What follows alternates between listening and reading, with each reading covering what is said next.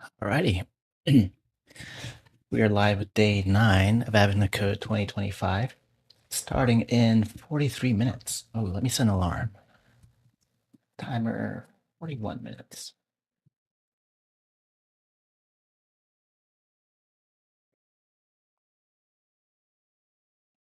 Okay, and as usual, we are doing 2015 for our warm up.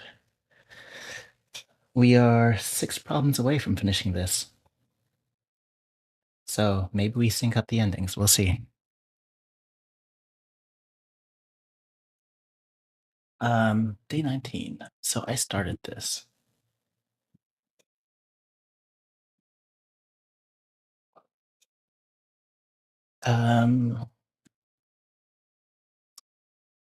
Yeah, so where was I? We basically have a list of possible replacements, and I put them into a map here. We can view that. So E can be replaced with any of these following. TH can be replaced with just that, etc., etc. And for part 1, we just have to replace all the occurrences in here once. And then see how many different, we just try every single replacement once and then see how many what? What's the answer? How many distinct molecules can be created? Okay, so it would be strictly smaller than the number of replacements, right? Basically, if you take replacements dot values dot flatten dot size,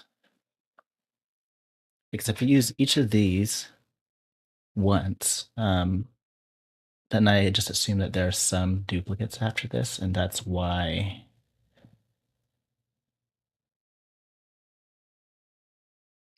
they're asking how many distinct molecules can be created.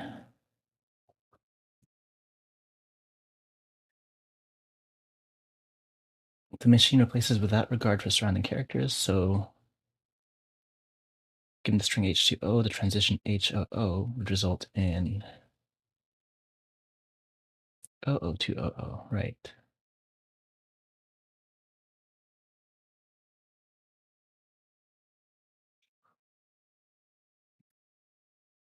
Let's try it with the input, just see if we're on or with this example, see if we're on the same track. So about input equals, let's paste this. And what are we going to do? Put that in a string, multi-line string.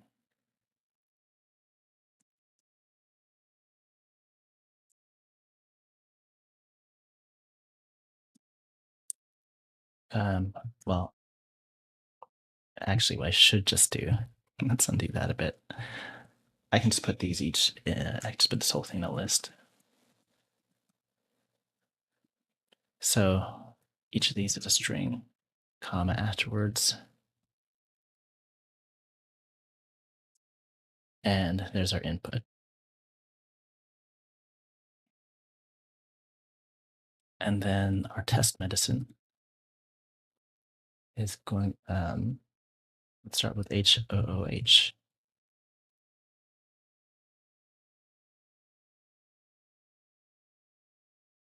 And you know what? Let's just print all of these for each print line.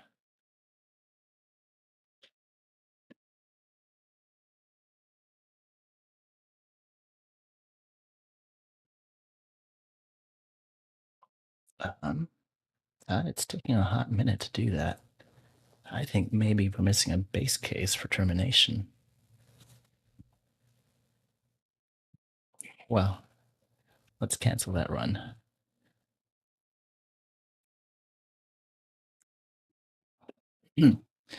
So we take our replacements and we're flat mapping. So we're going over each of those replacements. Um, what does this look like? Oh, this is still going from the source input. I don't know. That's stale. Um, we flat map, we map. This isn't recursive, so it shouldn't be that slow. Oh wait, no, I do have a recursive search here. Right, we're searching for all the occurrences. Yeah. What I could do instead, I could flatten this out a bit. And I'm still not convinced I want this in a map. I think just a list of tuples is fine. We can always turn it to a map when we need to. So why don't we just do that right now? So let's make this a list of tuples. And until we need something else,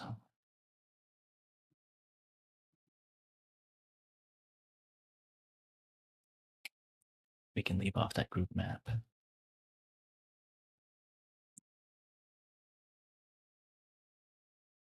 Okay, now this can just be replacements dot map, and this just becomes left and right. You don't need to do this right stop map. Oops.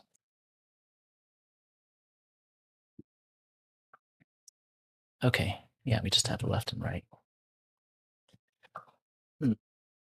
So instead of making this a recursive search, let's see if we can find a library function that's appropriate. So medicine dot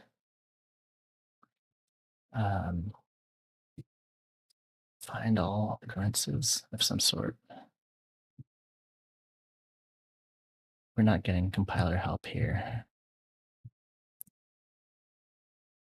Let's let this compile first.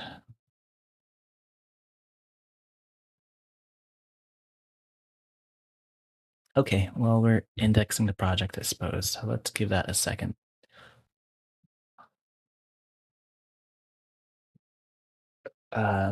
We could look in the API.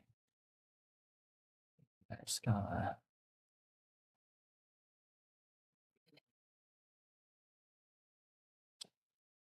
Okay.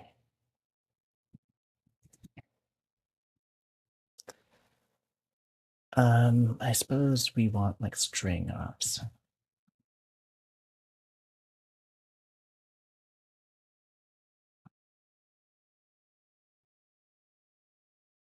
Or, let's just look at string. So find all or index all the indices.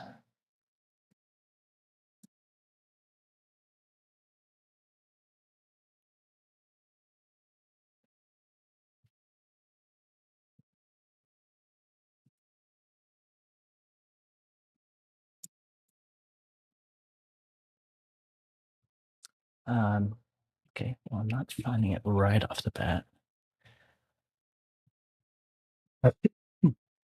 Group methods, we have utility methods, assertions, console aliases, conversions.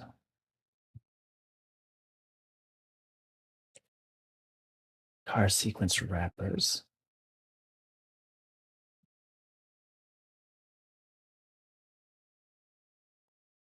These aren't the kind of methods I'm really looking for.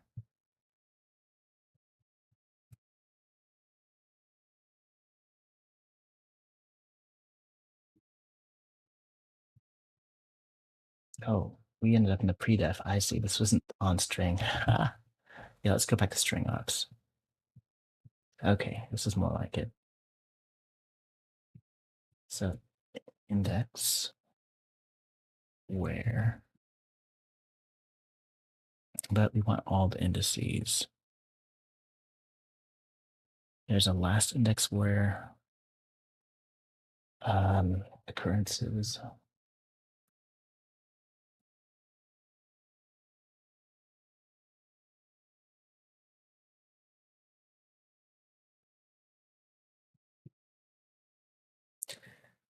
I mean, I could keep doing what I'm doing. We just find.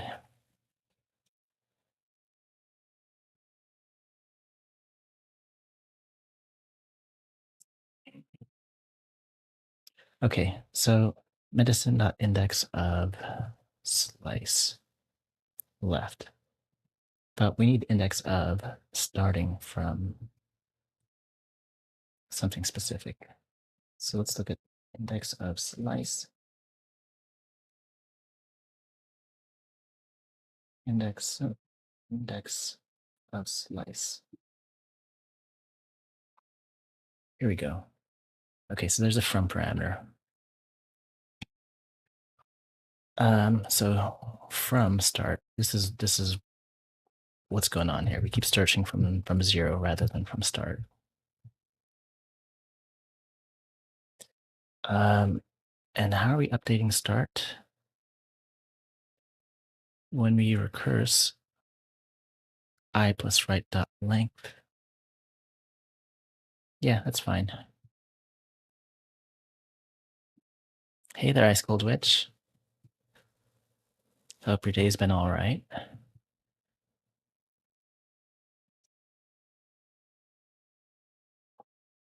Um, wow, we've been indexing my project for a while. I'm hoping I'm hoping this finishes before we get started, because right now the worksheet is kind of dead. Oh, my day's been all right.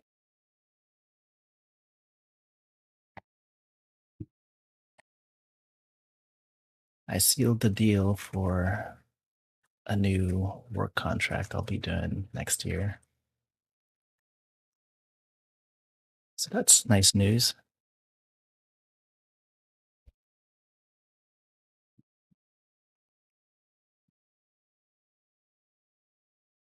Um, yeah, this isn't even going to try and compile until later. Thank you.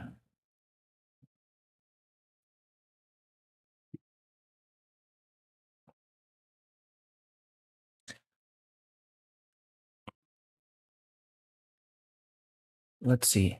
Let's say right is just one, size one. So we start the next search at the index where we're searching now, plus one. That's not good. So we actually want to do, we want to start to the right of that. So plus another one.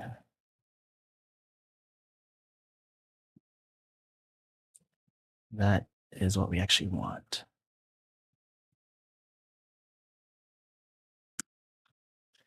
I look for library methods because I don't like to think and have to do this kind of math. That's how you get off by one errors, and I don't like off by one errors.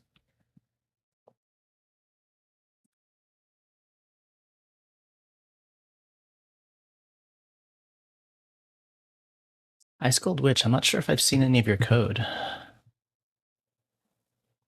What language do you mostly write in?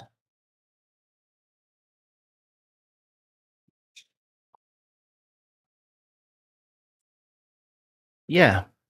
So in particular this year, I've been using 2015 as a warm-up and cool down. So I've been doing this alongside 2025 basically. And I am 18 problems through. Oh yeah, absolutely. Yeah, definitely like to see other people's code.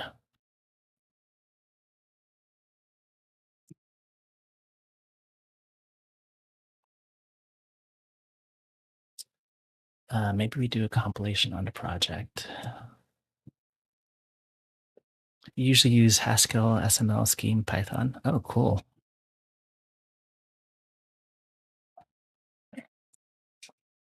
I've never touched standard ML. I've touched Haskell on occasion. I spend more time reading it than writing it. Scheme, I had a lot of fun with back in the day. And Python was my main before Scala.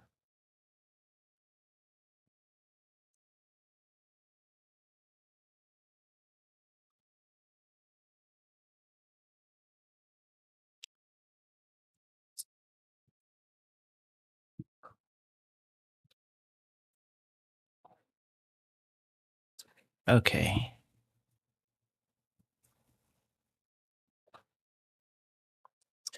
You used to always do JavaScript, but in DevTools console and the admin code website. Oh, really? Then to try and golf it. Fun.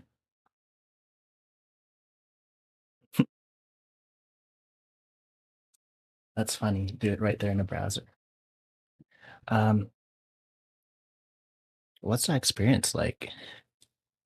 I can't imagine it's easy coding in the console here.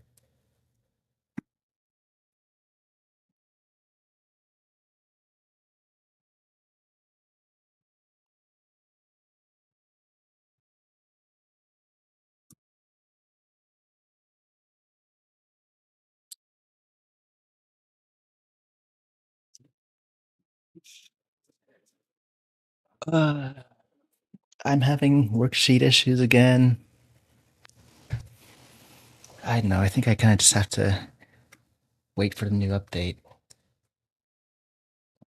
I wasn't having these issues last season, certainly.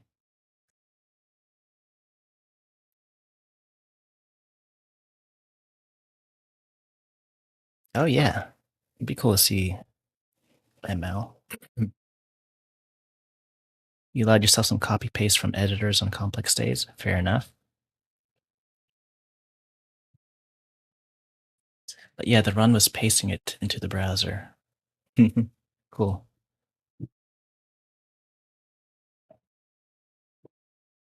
Um, the ML I've been wanting to learn is OCaml. I know there are some companies that use it like Jane Street, and it was also one of the inspirations for Scala, or like in a way, it was an inspiration.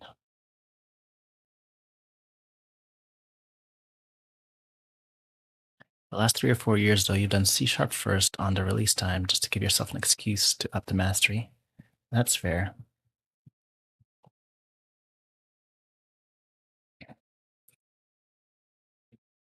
I should go back and do these in other languages. Or, I mean, I don't know. I think if I'm using a code base to learn a new language, I'd probably just redo Project Euler.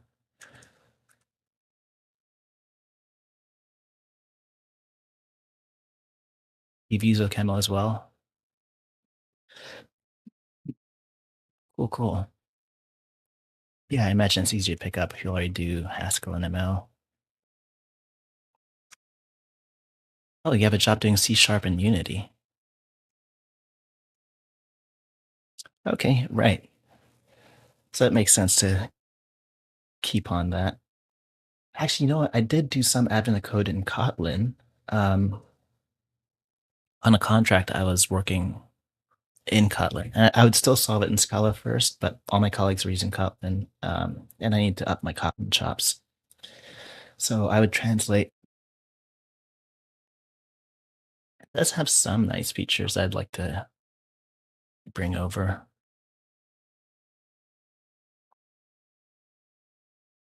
Yeah, Scala kind of tries to be kind of like an ML dialect. It's funny, Scala is such a chameleon language because you could write it totally to look like JavaScript if you wanted, or Java, or Python. I don't know.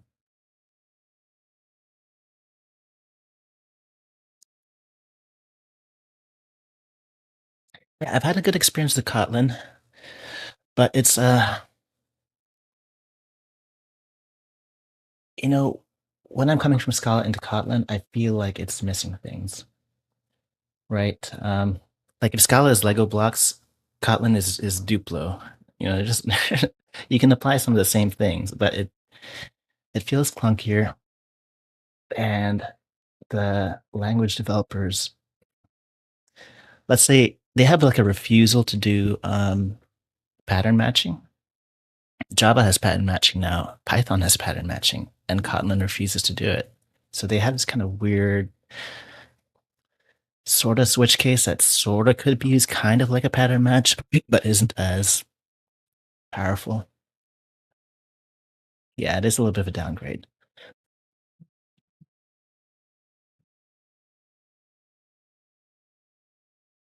Okay, do I have worksheets working? Well, let's make my day 9 worksheet.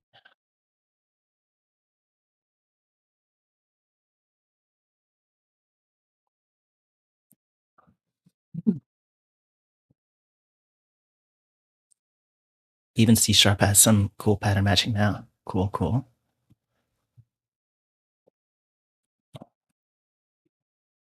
Yeah, once you've got pattern matching, it's hard to go back.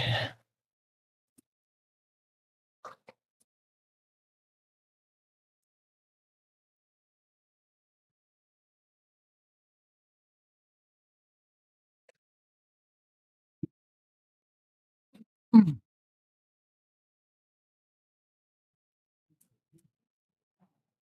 Um,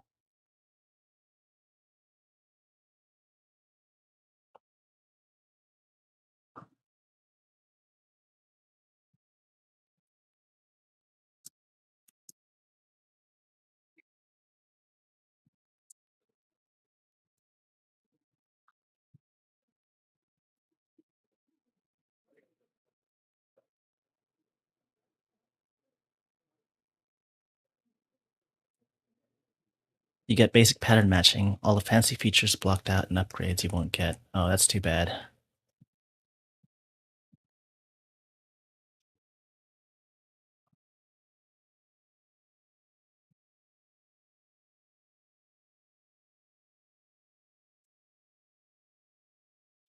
And it's good I give myself some time beforehand. Because if I try to log on like 5 minutes before with these worksheets not running, okay, it's running now, I think. It's evaluating 2 plus 2.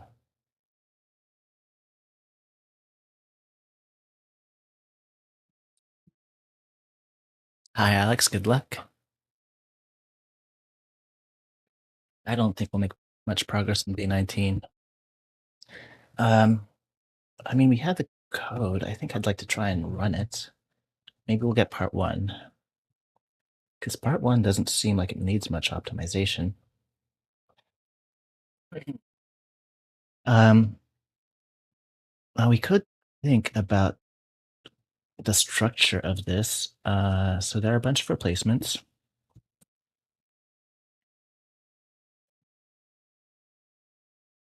And this can grow fast. Pretty much all these replacements make strings grow. And I imagine these replacements themselves are made of components that can be replaced. So I don't know. Here, magnesium. So H can be translated into this, which has magnesium, um, which can translate in these two ways. So this is kind of like a graph. Um, or at least there's like repeating subproblems here. So we'll probably want to do some sort of memoization, maybe. It's either like memoization or build a graph, whatever the part 2 problem is. Okay, worksheets are evaluating. So let's look at this day 19. I want to see this code run.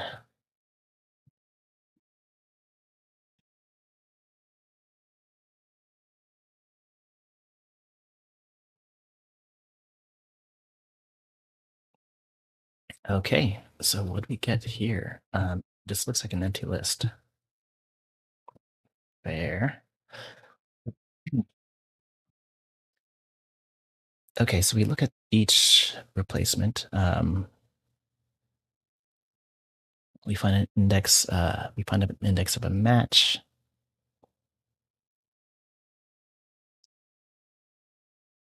So are we not finding an index of a match? So we'll do a print line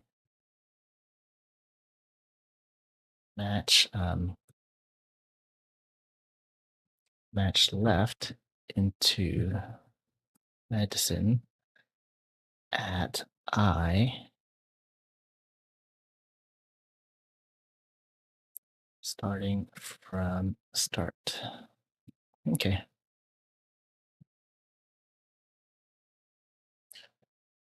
So we're matching H into the whole string at 0 starting from.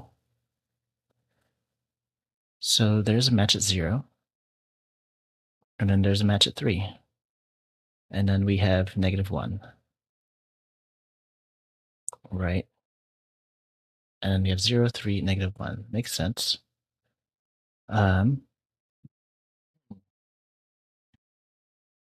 So let's show this new string val print line new what molecule.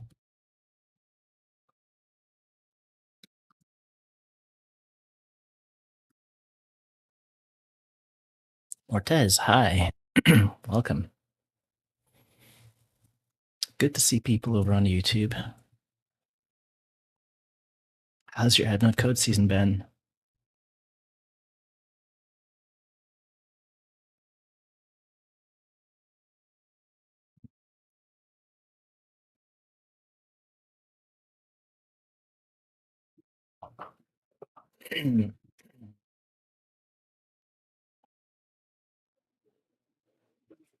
Okay, this ran. We still have a bunch of empty lists. Oh, wait. If I is equal to -1, then what we should be returning is our accumulator. Right, I remember now. Last night we did a last minute change into a tail recursive implementation. And we didn't finish that. I think it's like seconds from dropping day 8.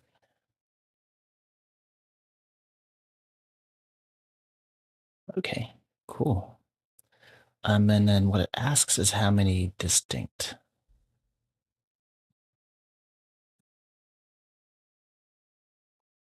Now, new molecules is a list of lists, so we should flatten that actually.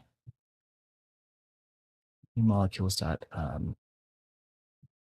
flatten dot distinct dot size.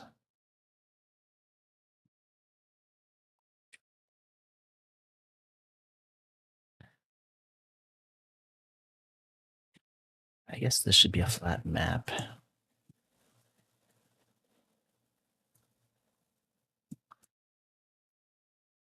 Okay, and we get 4 distinct. Great, and if we have ho ho ho, it can become 7 distinct molecules. Let's try that out. Ho ho ho. We can take out our print lines. 6 distinct molecules.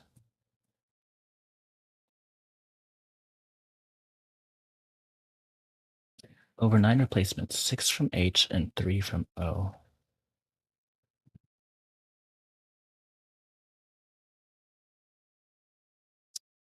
Okay, so in the first one, not 5 because that molecule appears twice.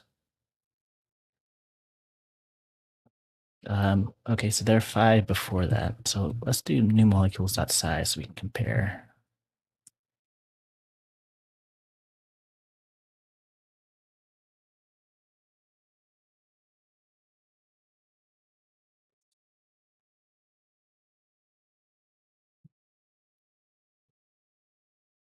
We only get 6. So let's make sense of this. We have ho ho ho. And H goes into another ho, so this becomes who. Or we can have a who here, or we can have a who in the middle. Okay, makes sense. H can also become O. So we can have an O from the start. And then the rest of these are kind of duplicates. Okay. And then O can become HH. Ho ho, HHH. Yeah, we're missing the one where we replace the O in the middle. I'm going to do a little guess and check here and just remove this +1. We might be skipping over it somehow. There it is. Okay, yeah, there are 9 replacements, um, and 7 distinct molecules. Cool. Alrighty. So why don't we just try this then for the real input.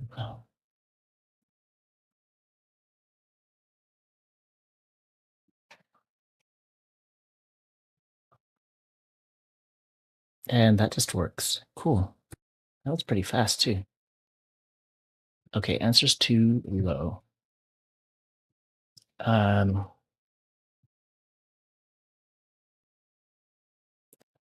448 too low.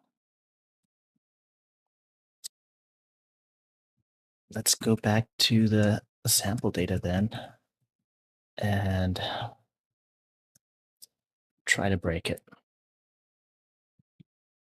So ho ho ho worked. Um, the who, they should have 5 replacements and 4 distinct. Okay.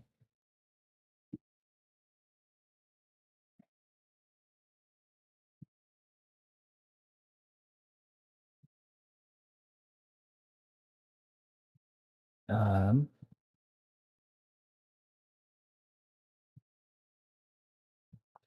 let's, I mean, I think I am reading the question correctly. Describe all the possible replacements. Yeah. How many distinct molecules can be created after all the different ways you can do one replacement on the medicine molecule? So we are just choosing one replacement and finding all the different ways. That's what the search is for each replacement to fit in there, right? Um,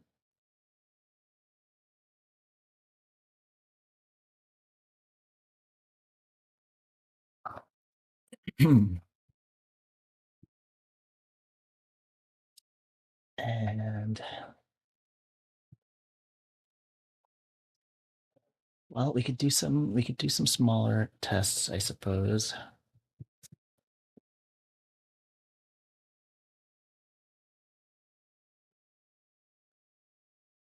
Or we could examine, well, I'm not sure we want to examine this whole output. Maybe, maybe we have some cases here where we are recursing too much into it. So I plus right dot length. You could look at a case like this magnesium, because magnesium appears multiple times, right? This F to P, well, like this one here, Mg goes to TIMG.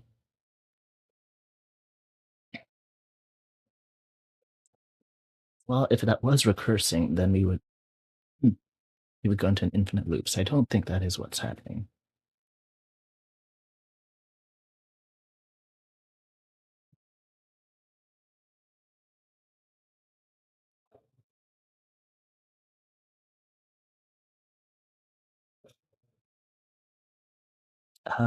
These E's are interesting. Everything else is capitalized, and then there's these, and all of these are elements. And then there's just E at the end. So that probably is important for part 2.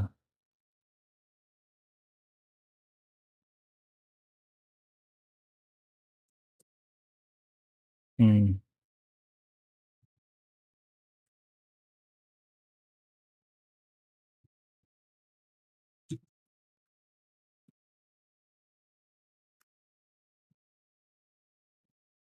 Okay, we're just gonna follow the trace here. So this does return the correct output, but I want to see what's going on. Um, so at 0, at 2, and then at 4.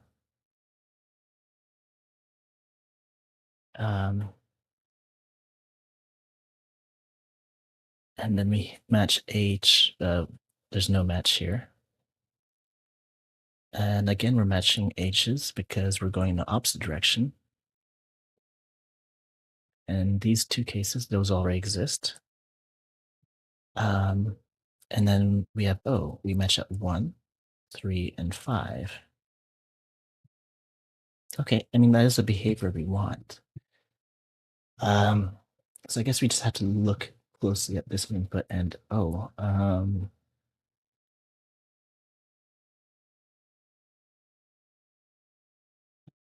yeah, let's look closely at what's happening in our input and see if we can figure out where the bug could be happening. I should really put that into variable.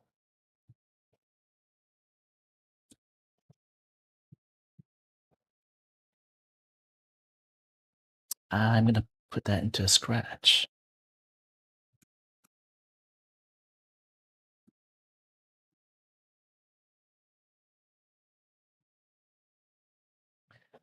Oh, this is much too large to get value from.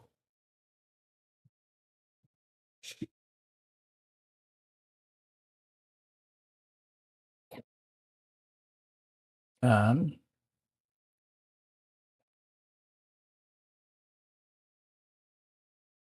this whole thing is pretty repetitive, isn't it? Like, take that.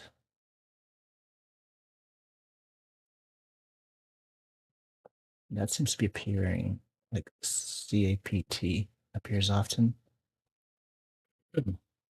Definitely feels like this will be some sort of memo problem for part two.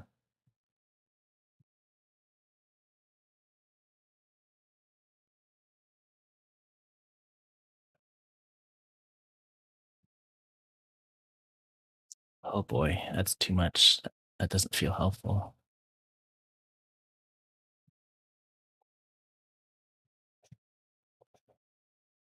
I'm not sure how I want to debug this besides writing more tests. Like this test seemed good enough. We even do have stuff that's recursive, right? H goes to HO.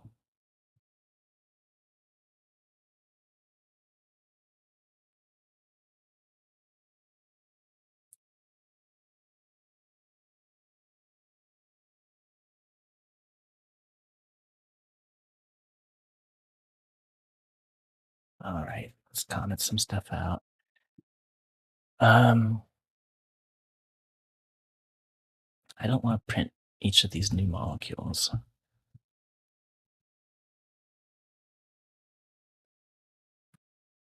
Uh, but if I do find something, I want to say something about having found it. So we could say, oh, you know what? We should make this here its own function. So we do some sort of replacement. So def replacements. So we have left string. Well, we have a target. Do these have names?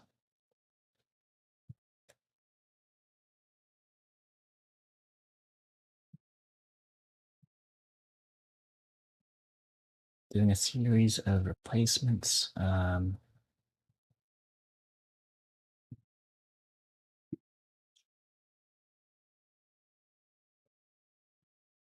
Okay, we'll just keep calling it left and right for now. So we have left string and right string. And then we have our molecule. And we're going to get a list of new molecules. List a string. And basically, all that code there. Just doing this so it's easier for me to test, like individual replacements. Um,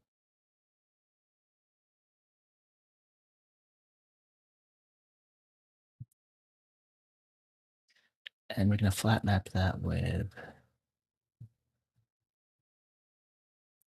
placements, left, right, and the medicine.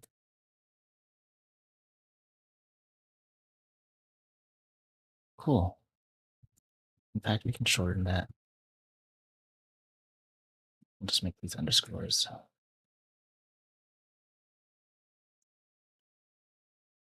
Okay, now we can try individual replacements. So let's try, oh, we've renamed, hmm,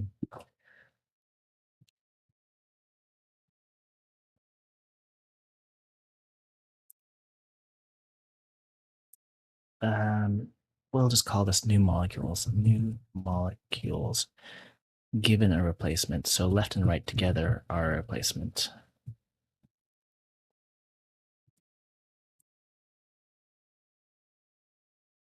What language is this? This is Scala. And specifically, I'm using Scala 3.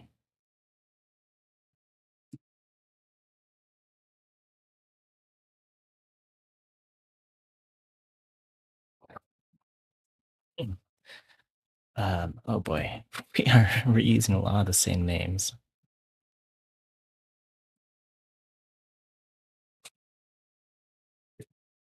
Okay, so let's take replacements.head, and that is our alarm. Okay, well, good luck, everyone. I'm going to put this away. Get ready for day 9.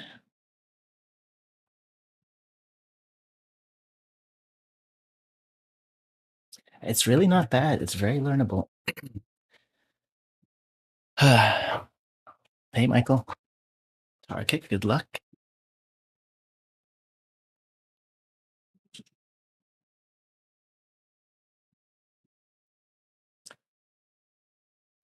Mm.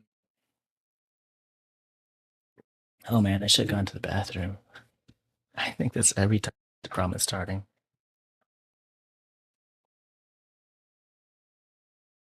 Yeah, I'll start it late. I'll be right back.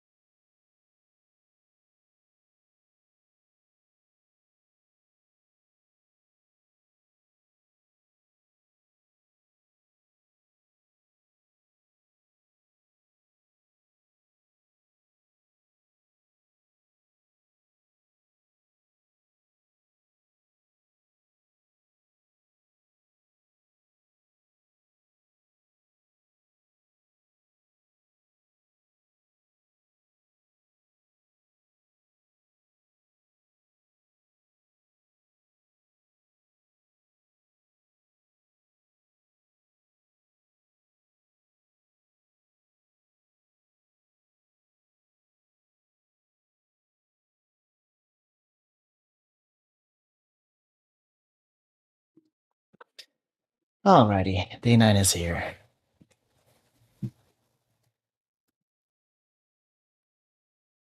Movie theater. Okay, so we're in the fire base, and it has a big tile floor with a pattern. Elle's been redecorating some of the tiles in red. Elle's would like to find the largest rectangle that uses red tiles for 2 of its opposite corners. They have a list of where the red tiles are located. Okay, a bunch of points. This is what the map looks like. You can choose any 2 red tiles as the opposite corners of your rectangles. Largest rectangle possible. Is that the question? Oh, okay, if you've got this. Import AOC dot area and point. Thank you for the follow, Robot B. And val tiles. We're just gonna parse this. So input.collect. What does it look like? Just comma, comma. So we have x, comma, y, and we're just gonna make a point x dot to int and y dot to int. And maybe we'll make that a set. Well, we just take pairs of tiles. So tiles dot combinations 2. And we just get the largest rectangle from here. So dot map, we'll get rectangle, we'll get rectangle areas. So case P and Q from, I guess, a seek. And we get area dot bounding over those 2 points, P and Q dot size. And then we get the max dot max. So that's ans1 val ans1 sat. Ooh, I suspect that it could overflow. Let's just take a look at the input real quick. Yes.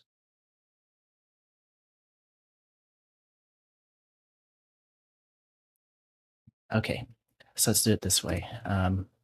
Val W equals, val A equals the area. What was that? A dot width.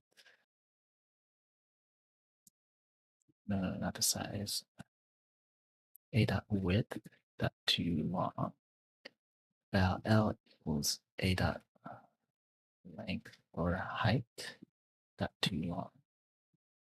And then W times L. And get the max of that. That's much better. Okay, 475009239 6. Cool. Okay, we got that fast. So part 2. I'll just remember, you can only switch out tiles that are red or green. So your rectangle can only include red or green tiles. In your list, every red tile is connected to the red tile before and after it by a straight line of green tiles. Okay. The list wraps to the first red tile is also connected to the last red tile. Okay, using the same example as before, the tiles marked X would be green. Great. All the tiles inside this loop of red and green tiles are also green. Okay. So the question now then is, what is the largest area of any rectangle we can make using only red and green tiles?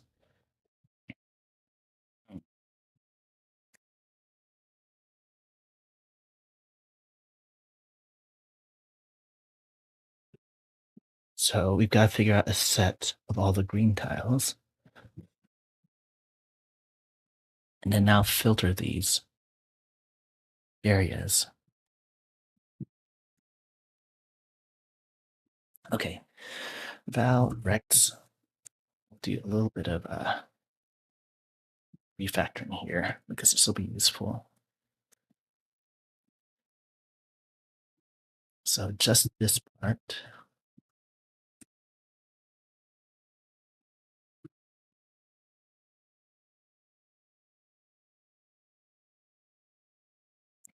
And then this could be rect sizes.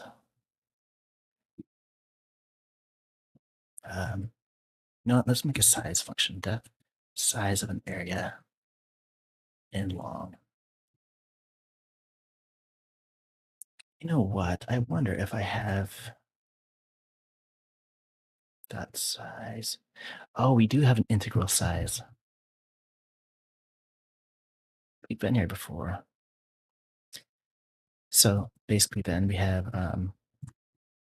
rects.map dot size in long. And one equals, well, I mean, basically this.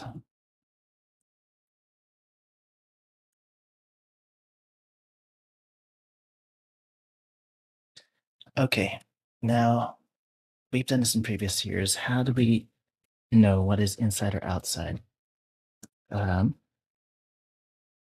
We could keep pointing to the right. Well, we could.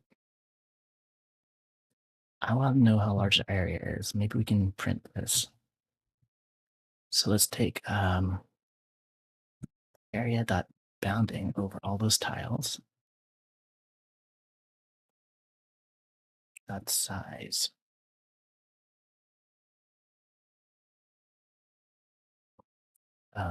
It works with a set of points, or yeah, tiles up to set dot size and long.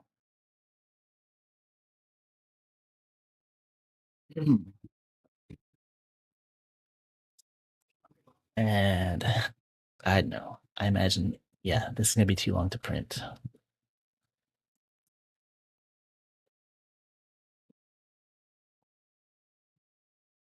We are not making any drawings today.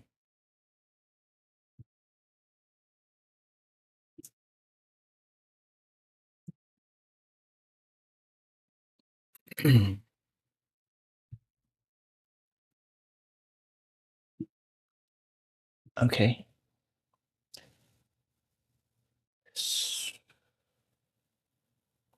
Let me think about this. If we if we walk around from one point to the other, marking things to our right, or you know what, we just make the boundaries and we can flood fill. We can flood fill that many points. It's gotta be a faster way to check those boundaries. I guess let's say we're at a line and hmm, I'm gonna draw a little bit. Okay, so let's say, we're on the green line. There's green on this side.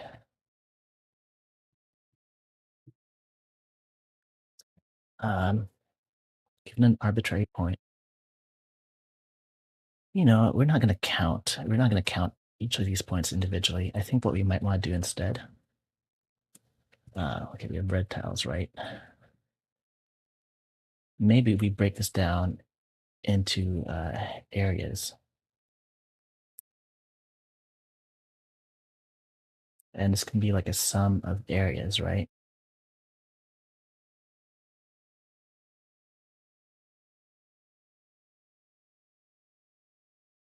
The problem is like this can go really convex.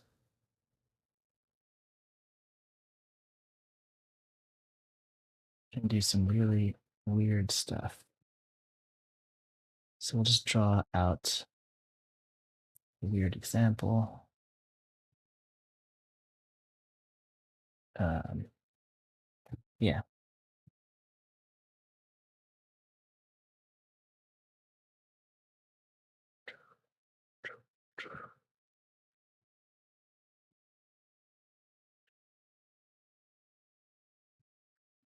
Um, let's go inside again. Why not?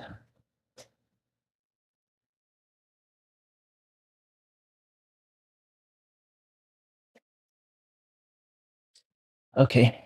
So my thought I was just saying was, what if we broke this down? So like we're starting at the left, right? And we find a vertical line. That's great. And we keep going until we find another vertical line. And we just extend that down there. And now what we have is this area. And we keep going. We found a vertical line here. We did find one here. And I'm not sure what to do with that. I guess I would still draw that line down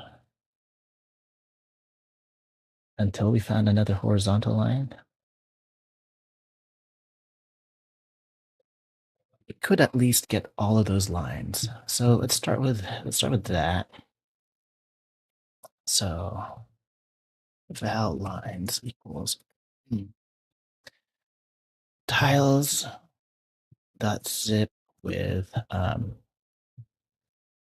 we want tiles. I think if we put tiles dot last at the front of tiles, there we go. That should get give us every pair.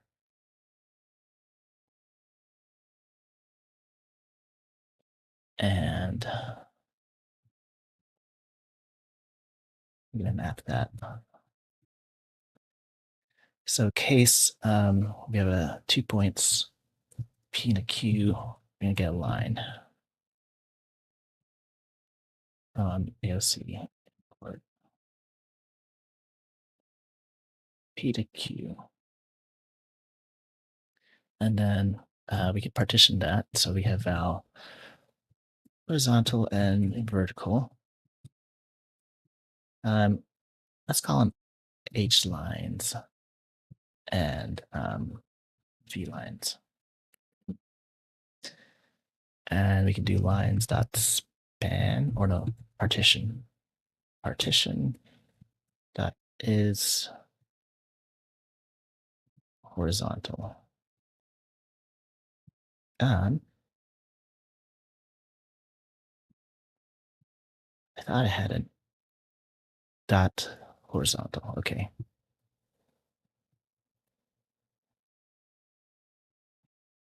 Lines dot horizontal. Cool. So now we have a lot of vertical and horizontal lines.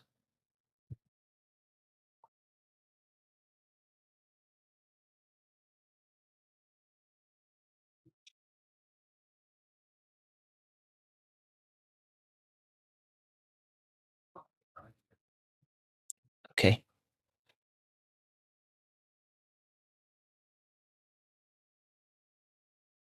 And then we get the next horizontal line. Maybe we check. Maybe we check if there is a line connecting, like well, we get the next vertical line, and maybe we check if there's a horizontal line connecting those two.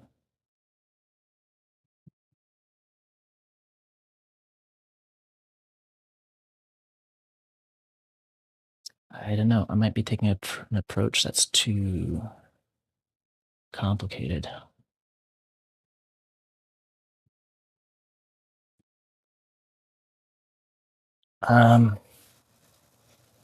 Man, there was a rule for this. You know, we did this, I think, just last year.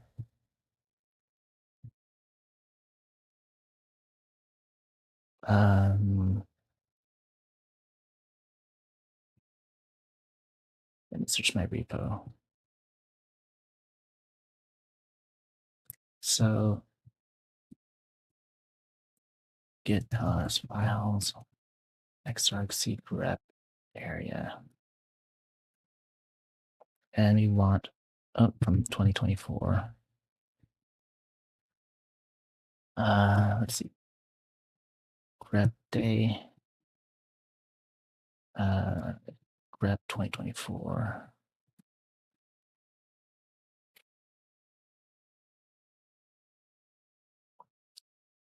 Days 20, 21, 18.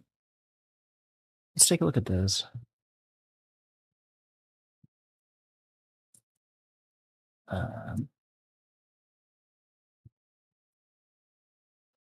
So let's look at 2024. 20, 21, 18. 20, 20, 18.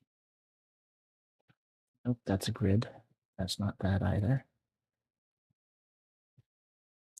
No, this is not the drawing one.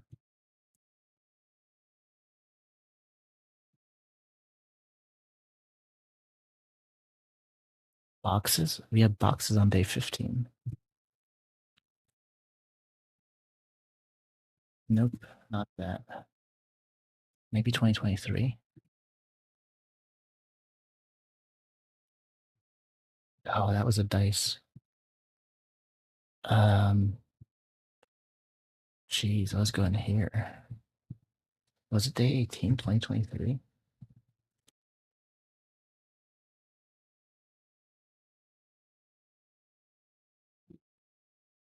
Okay. Well, we don't need to do a copy paste. I just can't remember. Okay, we can count from the left, and we can count how many boundaries we cross. And that can help us decide whether a particular point is inside or outside. Right?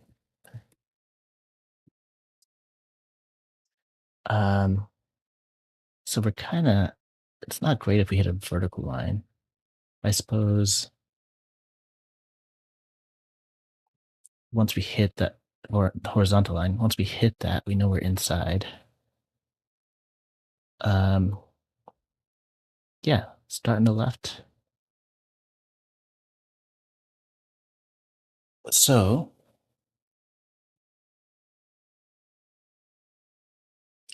if for every line we can, or for every, y value, we can get an index of every y. Well, the grid is gigantic though, right?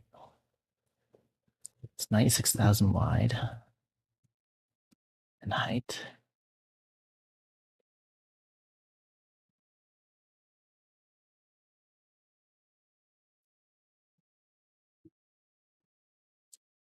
I don't want to make a set with 100,000 elements in it, or, like a map.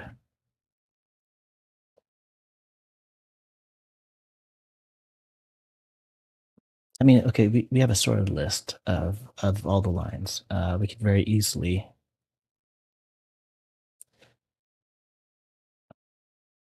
um, given this value here, yeah, we could very easily look for every line that hits our line, right? So in this case, we have two, and there's one to the left, and there's one to the right. That means we're green, right? In this case, there's two to the left and to the right. That means we are not green. Um, but now the problem is, for every point in the grid, we're gonna have to do that same math. And that feels super unnecessary, right? We shouldn't have to fill out every point by point.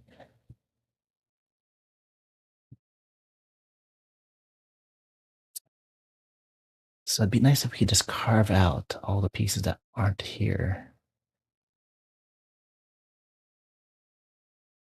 I mean, what if we say started with like a bounding box?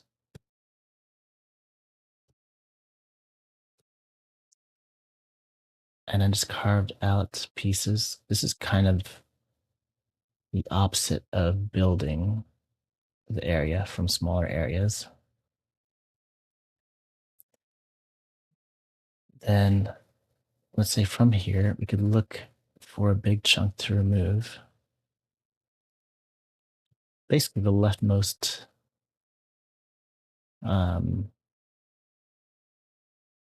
look for the leftmost horizontal line that is within that. Um,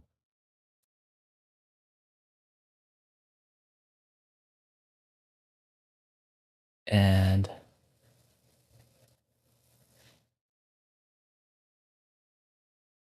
then from that left horizontal line, we look down for the next vertical line in the way. And then we build this up. Now we subtract this area size. And then we could keep doing the same thing. So the next one would be here, right? And then at that point, now we split into two. And we'll know we split into two because this line is a distinct subset of this other line, right? So at this point, I suppose we could recurse. And then now we have this square. And then we have this square here. And then this recursive function, we get that. Great. And then we just do the same thing from the right. Or, yeah, same thing from the right. I think we have something that will work.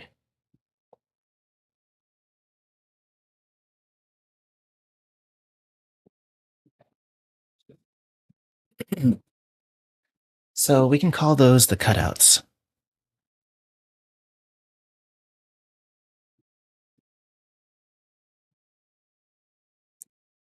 Um,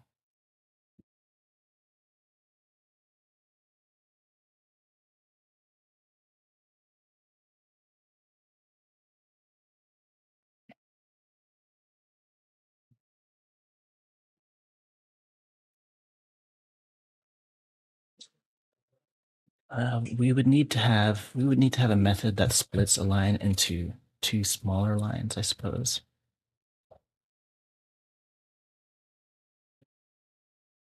Once we like run into a jut out like this. And actually, we're not completely done. So if we're going like we're doing this from the right side, our first two squares would be this one here and this one here, right? But now this next one goes up. So what do we do here? I think we're still looking for intersections with vertical lines, right? So we go to the next vertical line, and then we're like, oh, this space is bigger. Our next line that we're scanning with is going to be bigger as well. And then we search up and down for the next boundaries and do that, right?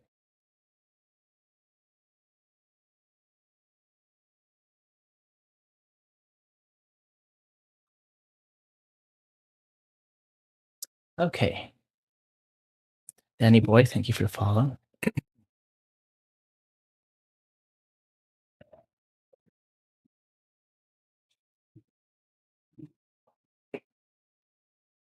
I think that can work. I think we have an algorithm. It's just, I don't know. There will definitely be edge cases. I might have to be careful about testing this.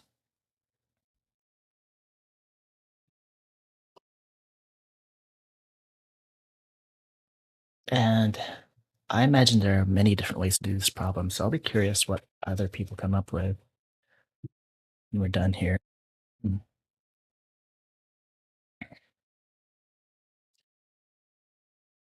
So we have the H lines. We have a bounding area. We're going to start with the left side of the bounding area. How bound is that? Um,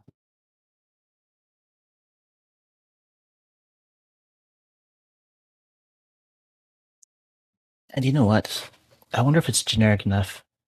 I think our approach might be generic enough that we can just. Hmm, there's another line here. Like, what do we do with that?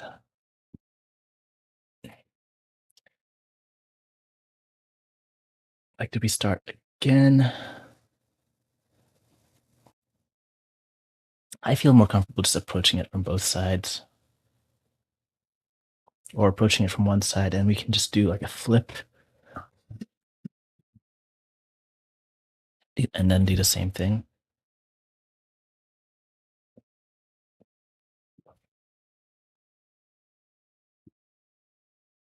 Okay, so cutouts, def cutouts from an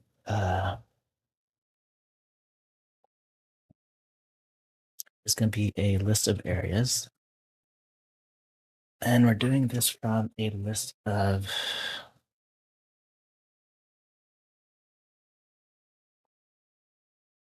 vertical lines.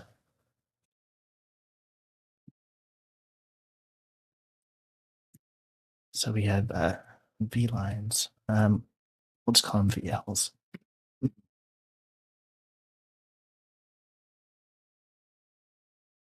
And we do also want to have the horizontal lines for reference. How many of these are there? Each line's dot size. Each line's dot size.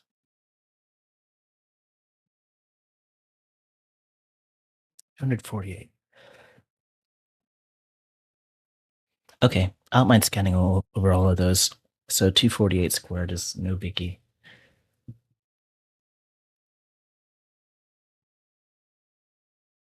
I'm just gonna spell it out so we shadow those outer variables and don't accidentally use them.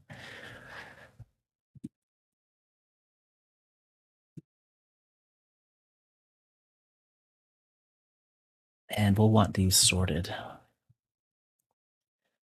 And this is going to give us a list of area. We'll call this cutouts left.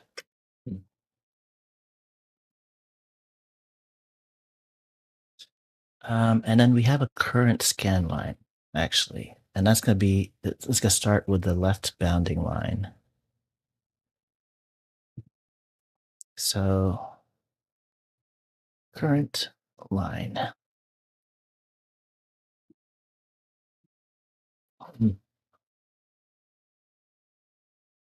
So if B lines is empty,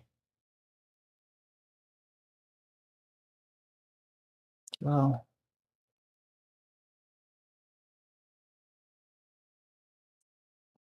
I don't know. We'll just think about this bit first.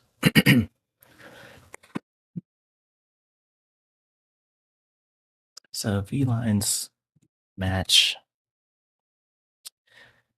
We have a VL, and then we have the remaining VLs.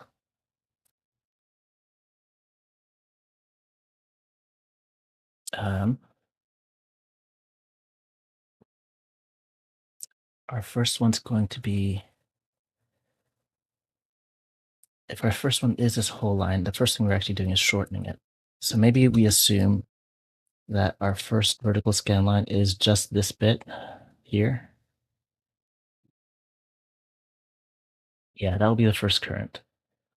So we move that to the right. We look at the next vertical line.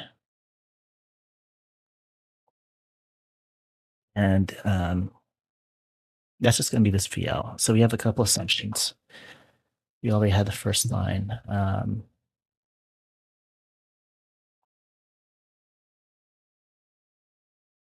Yeah. So this VL here is going to be this little green line here that I'm hovering on. And we want a line that's to the left of it.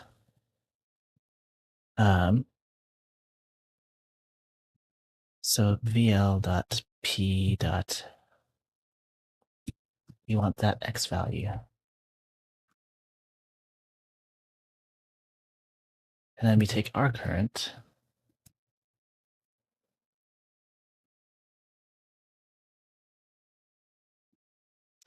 And we're going to copy it. So current dot P copy, or you know what, how are we going to do this? So we have a new pair of points.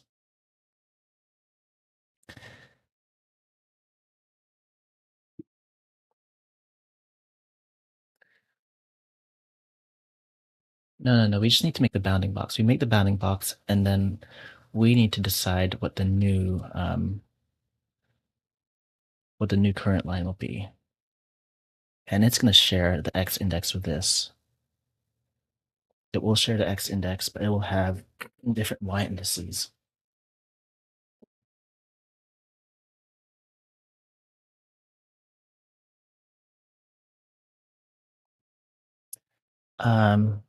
So there's a line that's above and there's a line that's below,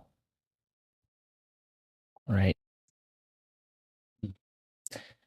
So the area is going to be bounding. We can just do 2 points, and we can do current dot.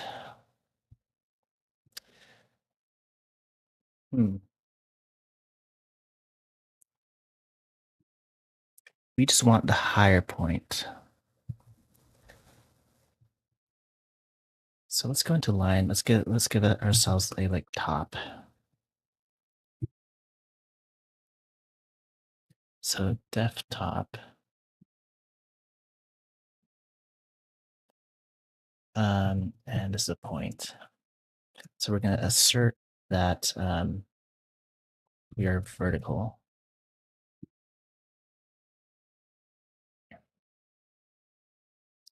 And py.max qy.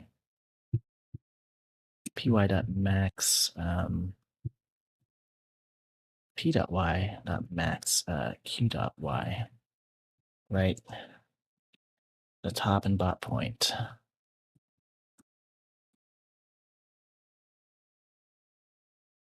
And this one's just going to be min.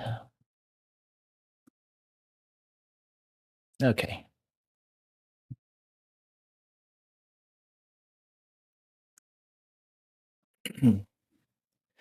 So we're going to get the current line dot top. And then the bot right of this area is going to be current dot bot.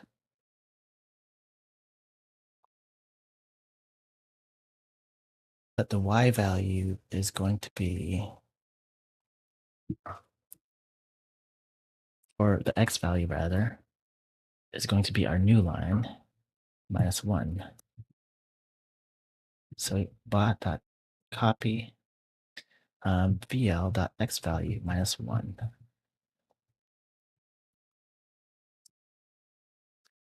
Okay, so that's that first rectangle here. Them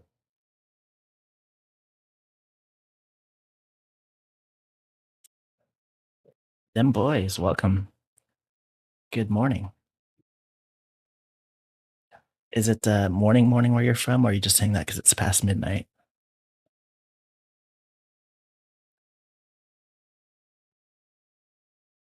Okay, I think we've got a clean way to do this,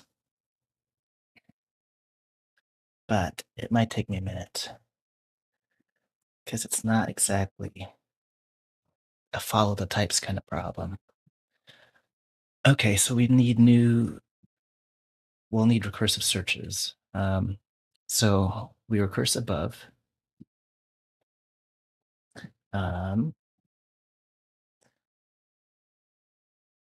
So if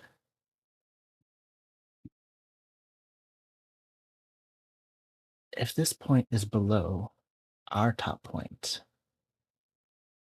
then there's going to be an above. So if VL dot top dot is below dot below, I know I have it below.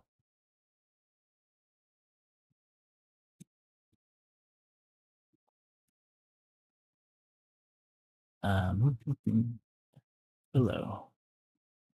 Yeah, below another point. You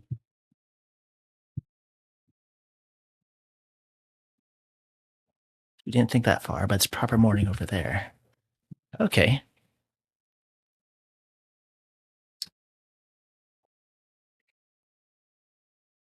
Well, good morning. Across the Atlantic, at least.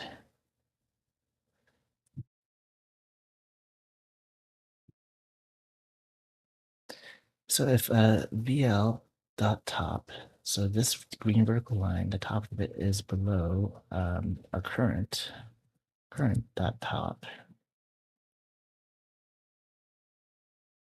then we can recurse.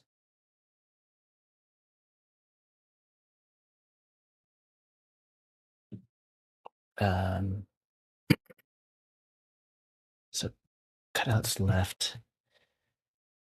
Well, we need our new current. So our new current is going to be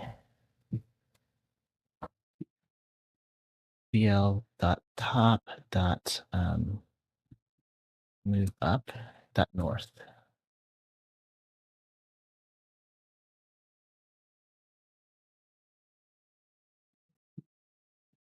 VL dot top north. Top is not a member of AOC dot line. Nonsense. I just defined it. Oh, these didn't compile. Okay, found int. We required a point. Oh, we don't have a max for the points. Um, okay, basically then, if p dot y is above q dot y, then p. Oh, it's q. How about that?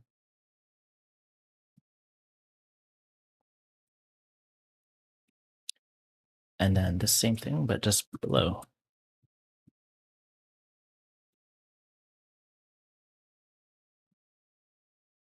And it's just not. Oh, wait, not p dot y. If p is above, cool. Do that. Okay, p above q, then p else q. I like that. It's all coming together. I'm glad I have a library. Okay, so now it's only erroring because we aren't done yet with value. The x value of the line.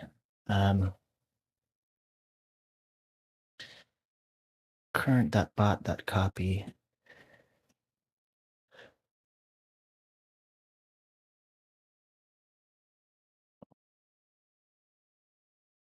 Wait, so this is the area, the bounding area, right? Why are we taking, oh, we want the x value of our line.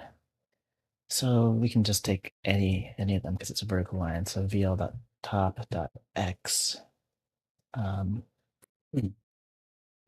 minus 1.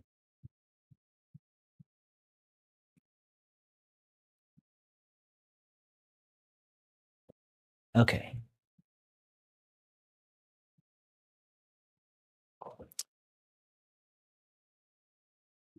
And how are we going to end up structuring this?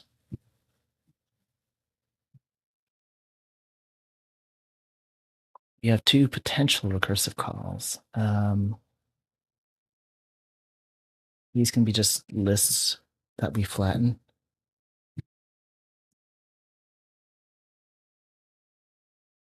Yeah. Uh,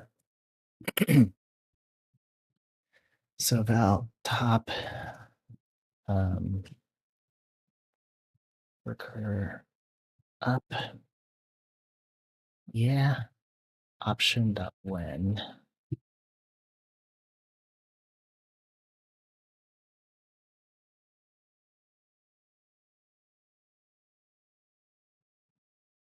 And then this can be, I don't know, this is going to be some area. And then we're going to have a recur down.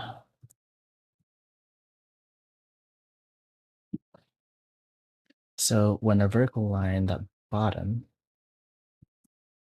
is above the current dot bottom, then we recur down. That bot. There we go.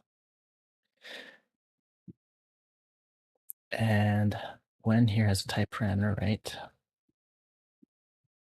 So this is going to be an area. We'll just let it know right now. So the compiler's happy. And we're basically going to return our area and those two recursive areas. So list recur up, recur down, up, flatten.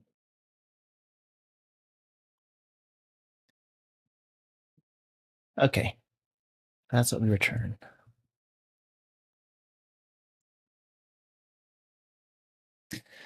Okay, but now we need to make a new current. So val next equals, it's going to be something, but it's going to be a line, right? And then we're going to call cutouts left.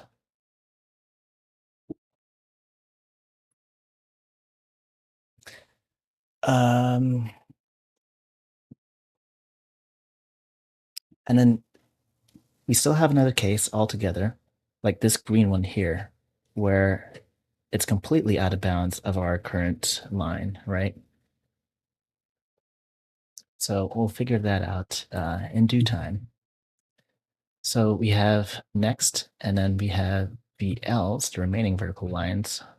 Again, they're sorted. And then we still have the H lines for reference.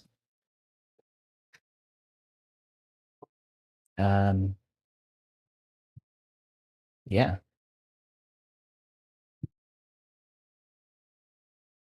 And you know what? I think we'll need to flatten this twice because this is a,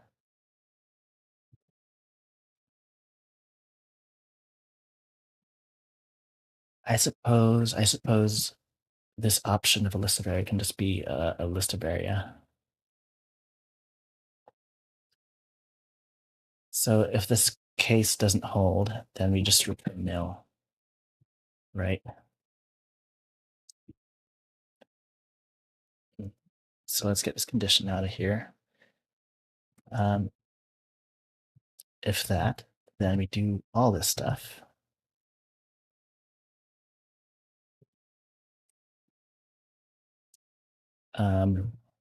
Else you return nil. And then it's a similar pattern for recur down. I'm just plugging it in so our compiler's happier.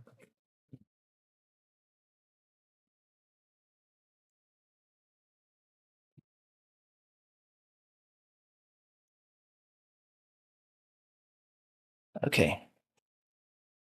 So the next line. Now we're looking at this line above, or this one here works for reference. So we take our VL.top, and we go north one.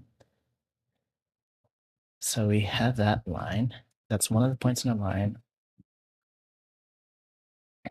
And then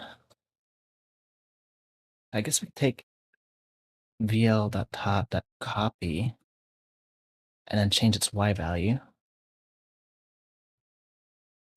Y equals our current line's top Y value. Current.top.y. That makes sense, yeah. Yeah, I think that does. Great. Let's plug that in. Cool. That was easier than I expected. This problem is feeling less intimidating over time, but those are famous last words. So here we take a vertical line that we are crashing into, and we get its bot piece, and we go south one. And then we can take the same thing, bot piece, and we copy y, its current dot bot dot y. Okay.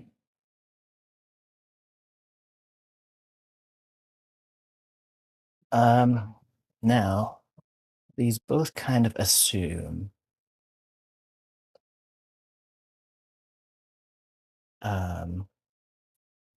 we have to enumerate our cases.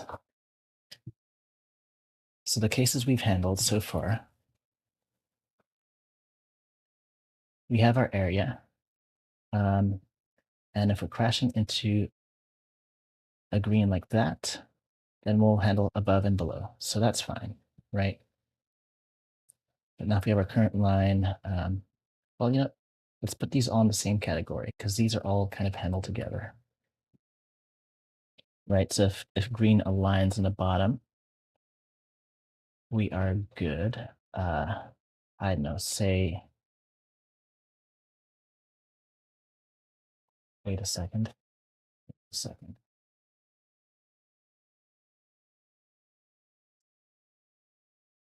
Here we're going down there. Down there.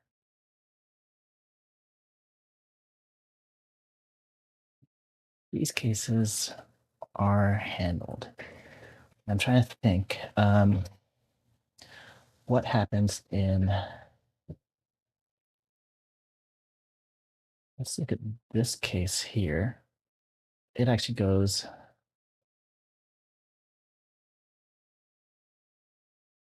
to the left. I don't think we've actually handled this properly because, well, these cases don't exist, actually. I don't think these cases exist because our yellow line would have been longer.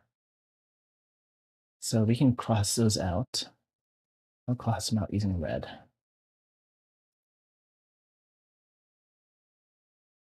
But along with this category, we have, whoops, in green, we have this taken care of, right? We'll make a new current line there. In this case, we make a new current line above and below the two recursions.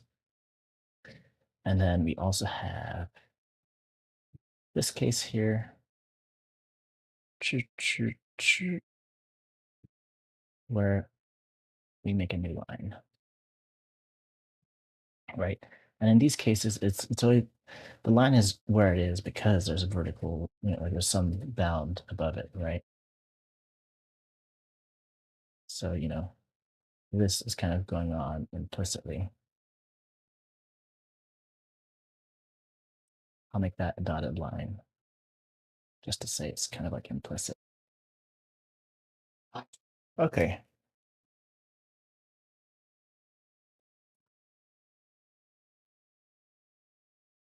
Um, but we've got some less happy cases here. So let's say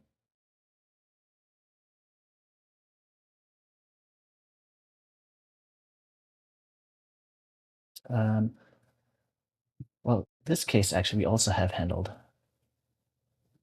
right? That line we have handled. But now, what if here's our, oops.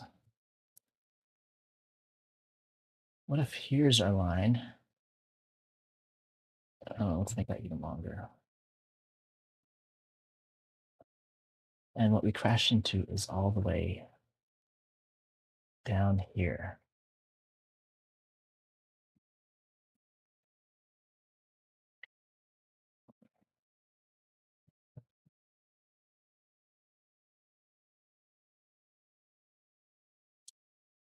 How does that happen? So I imagine, I don't know. Yeah, let's say we were filling this in here and it's still open to our right, but we've hit a green line down here. I suppose we just recurse from there, right? We have to check which case we're in if there is, I think it's safe to assume like one of these directions is open. So we would make a new line here, and we're not sure about this bit, about how tall that line should be, but we just make that because up above, we're still scanning to the right for new recursion. So I guess what we do is we also just duplicate our current line. Yeah?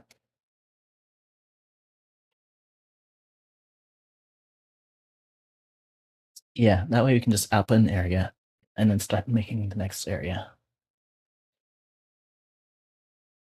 And then now we have this own recursive thing going on.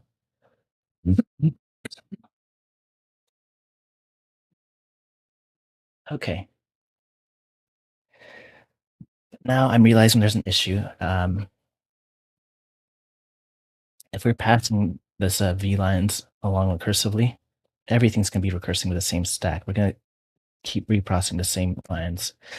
So actually, we have to recur with the V lines themselves. So this is kind of like a fold on the V lines then. So our current recursion scheme isn't good.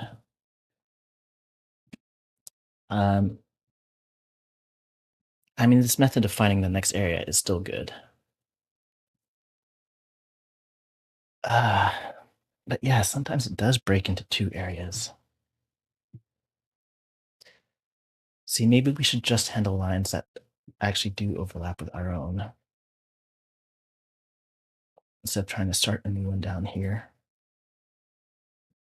Because we go into here, right? And we don't want it handling this line that it sees, or this line or this line, right? Because that's going to be handled recursively by the other one as well. Um, so maybe we don't handle this case. We handle this by going from the right. But, we have a really gross case here.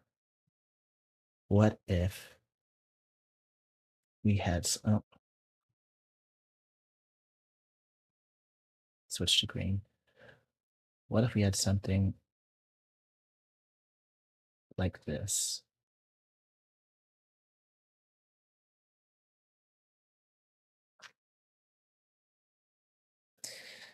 I feel like maybe I should just look for handle each point individually. 100,000 by 100,000. That's not that many points. Am I trying to be too clever? I think I'm trying to be too clever. Because this breaks down there. And then we do this. And then we expand into something bigger.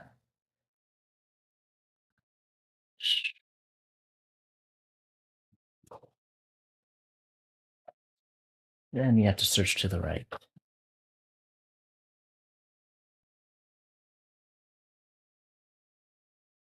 Right? We're basically doing flood fills with like large areas at a time.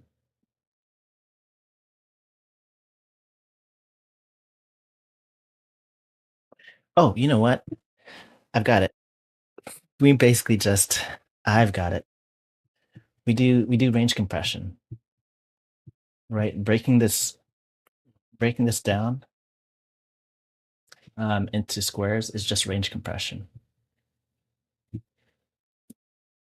So we do treat this like a normal flow fill, but instead of counting like individual, I don't know.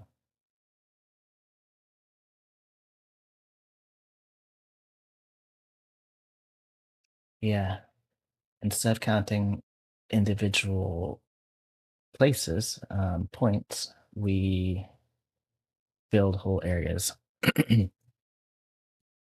um, so I'm going to table this. I'm going to table this for a second.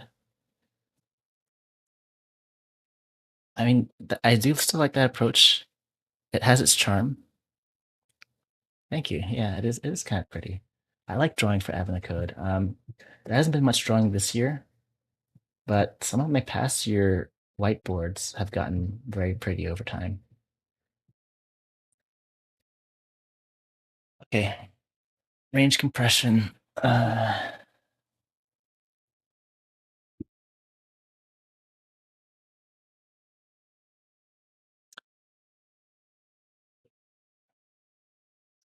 I think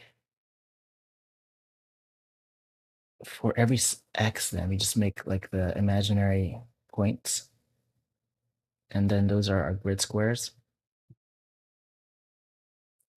So if we were to make, let's make something new here. So we have a shape.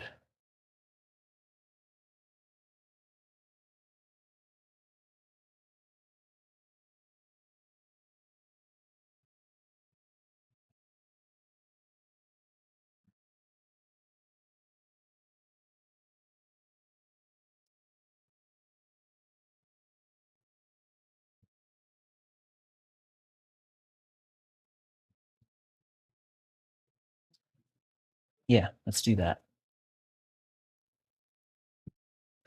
Okay, so we have all of our normal red dots, and I think we're gonna add phantom red dots. So I'm gonna note those in like purple or something. I think purple is appropriate.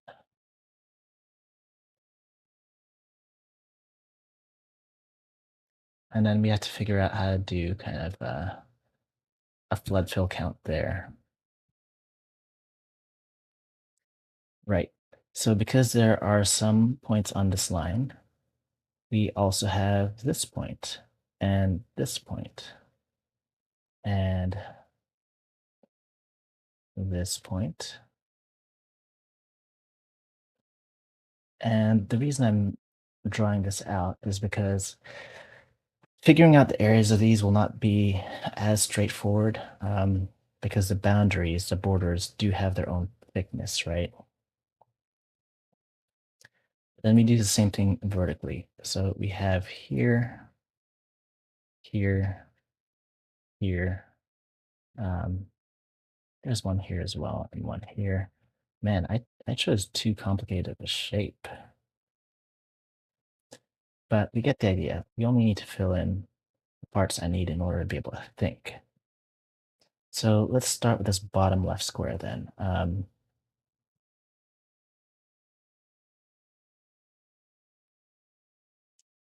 So we need to be able to tell what's connected, right?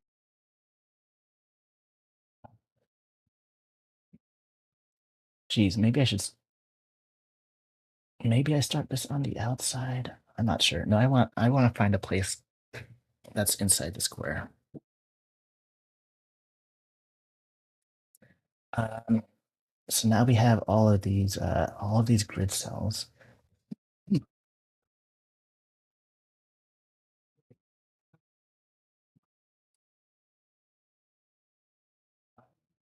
And we take all these lines, we break them down into smaller lines, right? Now we have a set of borders that exist. So when we're going, let's go back to yellow. Let's say we find our bottom left. Let's say we start here, right?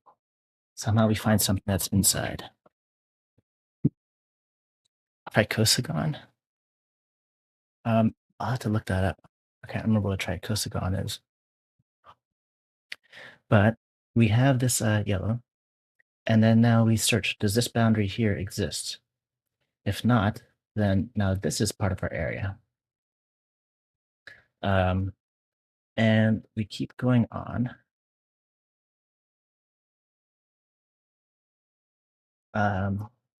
Like so, right? Um, yeah, search in every direction. Basic flood fill, we keep a list of visited areas. And then the problem here now is that these areas are going to overlap. So we need to be able to dedupe the sizes of these areas.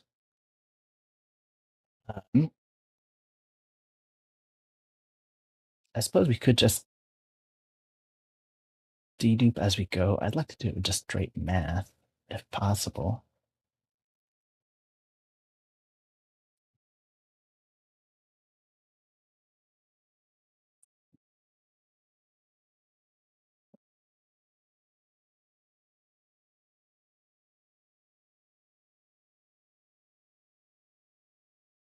Okay, so we have our y indices, we have our x indices, and we use that to break these lines into smaller segments. And then all those small segments pairwise define a grid.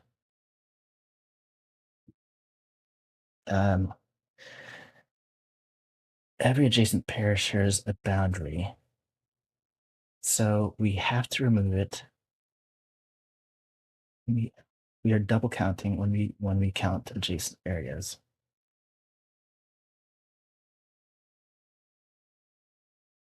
Yeah.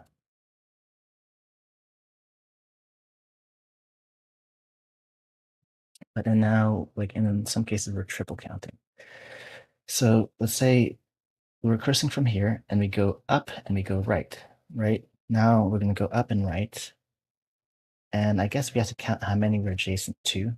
So if we're adjacent down and left, then the area added is going to be minus the bottom and left border. That's how we could do it. So we could have a set of visited areas, visited squares, and then just a growing area that we add to as we add these to our set. We can do this.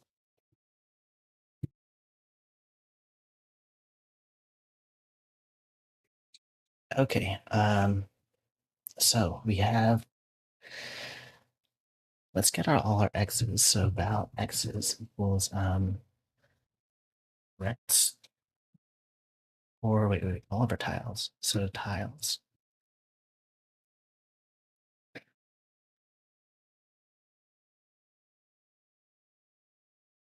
Um, 2 dot x, right?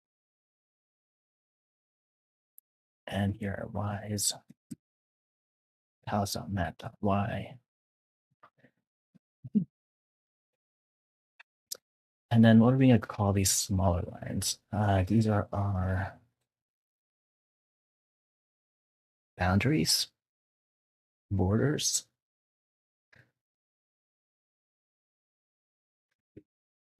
Yeah, sure. Val borders equals lines dot fat map. So each line basically gets split.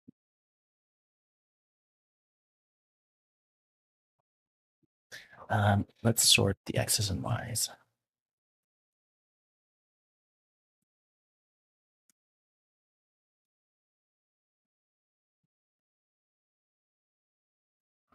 Okay, so if they are, let's start with the horizontal case. So if horizontal, if line dot horizontal, then question mark, because I need to go to the bathroom. I'll be right back.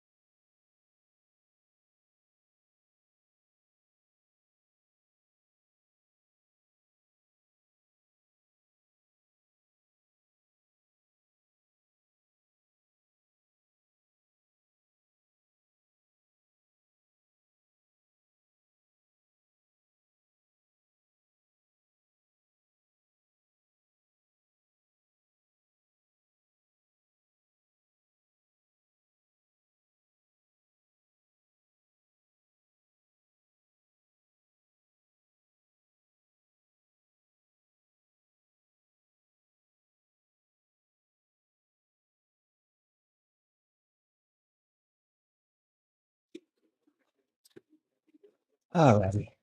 You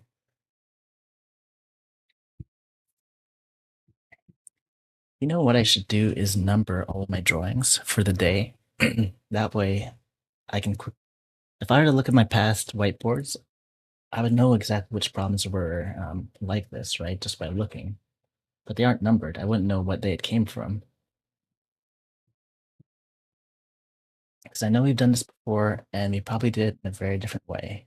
I feel like what we're doing today is a little bit smarter. So if our line is horizontal, we do our thing. Else,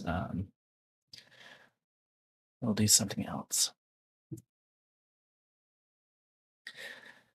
And our thing is splitting that line by all the x's that are in range. So x's dot drop while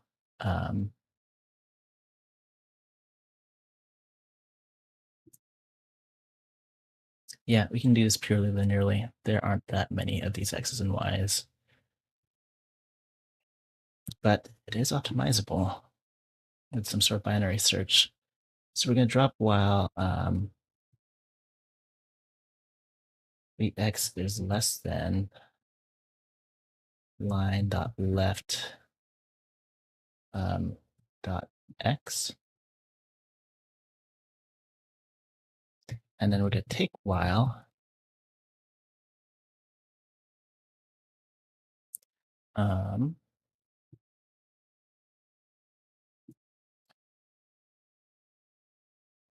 the x is less than, I guess, less than or equal to.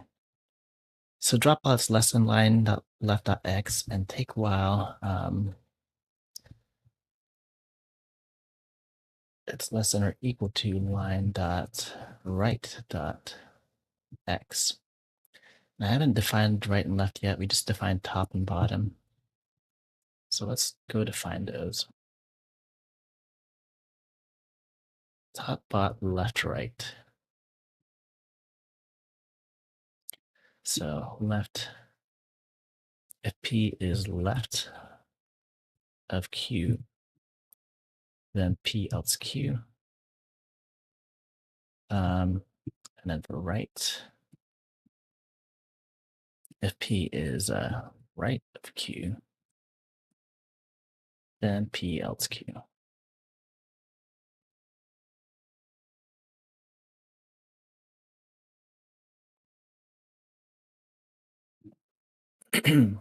Oh,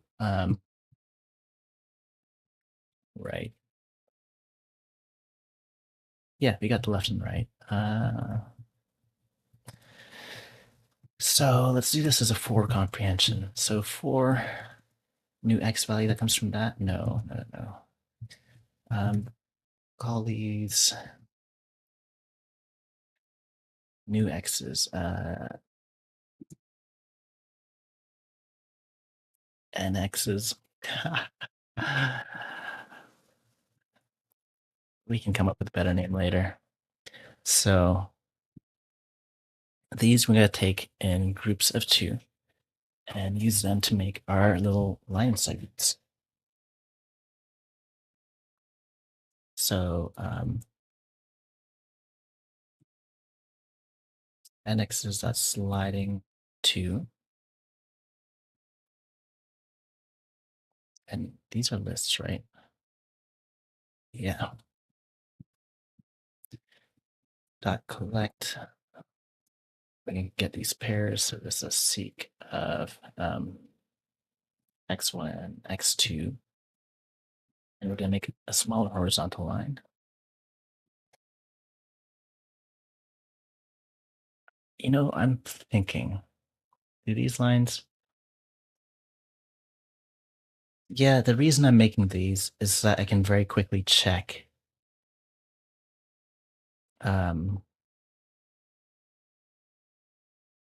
if a boundary is a boundary, right? Between 2 points here, I can have a set of these little boundaries. But do I actually need to do this? The fast way to check this otherwise is to check if there is, we check a line at this length and then check if it overlaps the line that we're making. So we could just have lines indexed by x and indexed by y. Instead of having this massive set. We're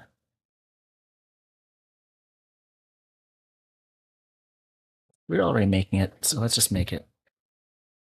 I just want to put that out there. It's not necessary. So we have line. Well, we want to copy the y value of the line, right? So val y equals line dot left dot y. So we have a point x1 y to x2 y.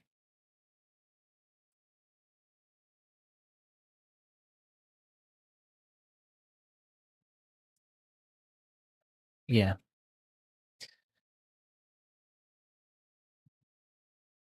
And then we gotta make sure our lines are normalized. So we're having the leftmost and the right here. Eh, I don't think I'll need this. I don't actually think I'll need to make all that set of borders. Borders is going to be a set of line.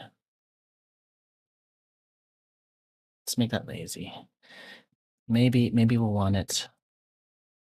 But we at least have it in our mind conceptually, and we can start working on the actual algorithm. Um, so compute area.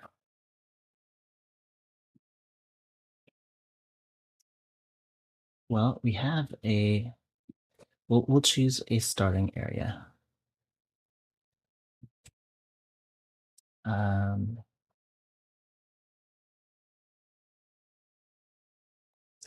so def green area,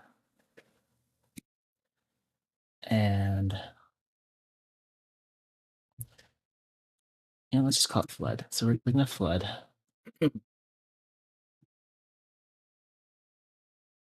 Starting from some area A,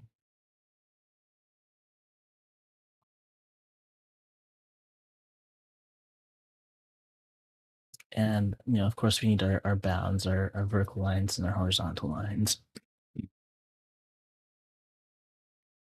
But those are global. And we will get a set of areas eventually, but I think we just want to compute. We'll just get the long.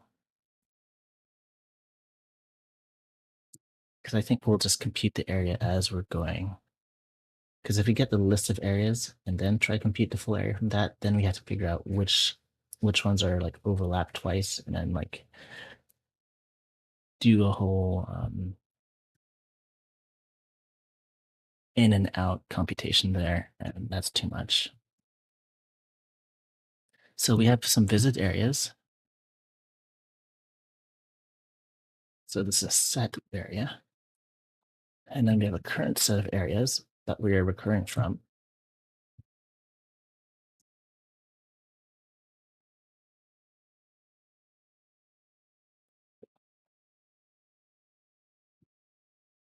Um,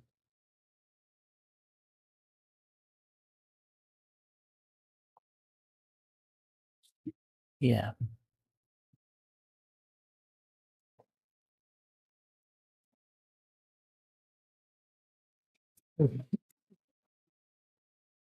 And then we have an accumulation.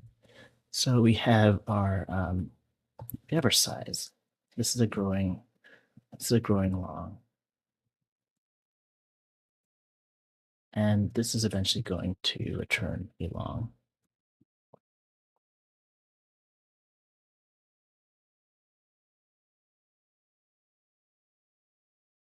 So we need to be able to get adjacent areas given an area.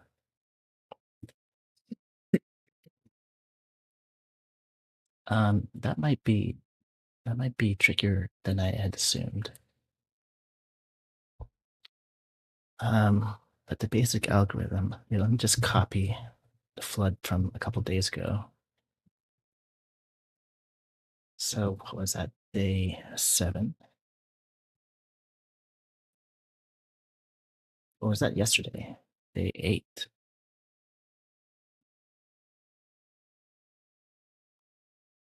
Yeah, that's right. We were doing a graph yesterday.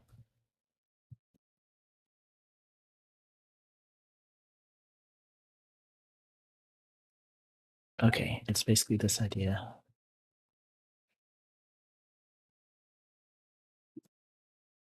Okay, so we have our base case. If current that is empty, then size. Otherwise, we compute them next. So val next equals current dot flat map. We will need an adjacent function.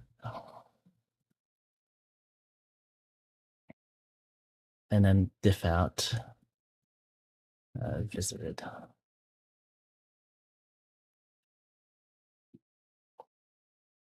And then visited can continue to grow. So our search continues.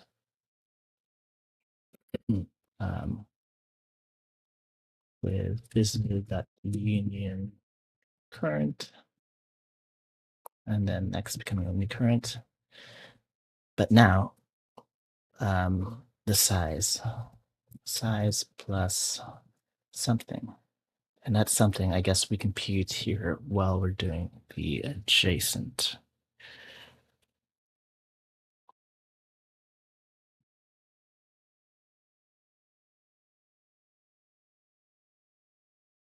So when we call this, are we going to assume we already have the current area's size mentioned? No, all the visit area's size should already be mentioned. But it's when we're calling this adjacent that we can determine how much of that area to add. So yeah, we should already have the current area's size, which means the size that we're adding is going to be the size of next.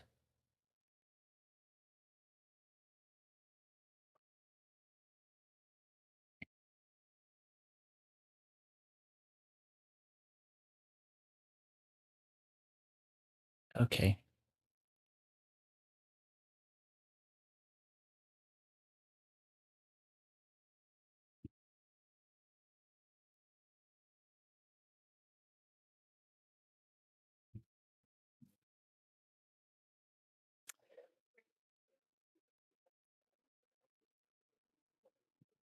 Yeah, I think that will work. I think that will work. So let's put a stub of how we're calling that. So we have an initial area. We'll get that somehow. Val init area equals something. And we search, we start with set.empty for the visit. And then current is going to be a set of the initial area. And then size, it's going to be init.size in long.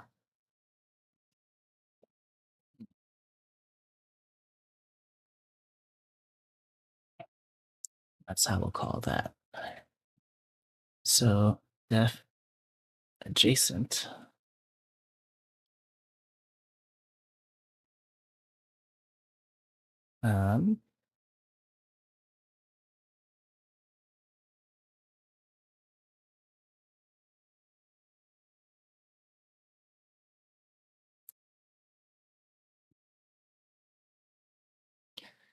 well, we could get all four of the adjacent ones, right?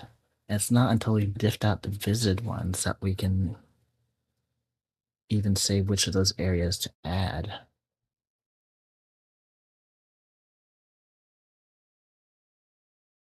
So how much we remove depends on current.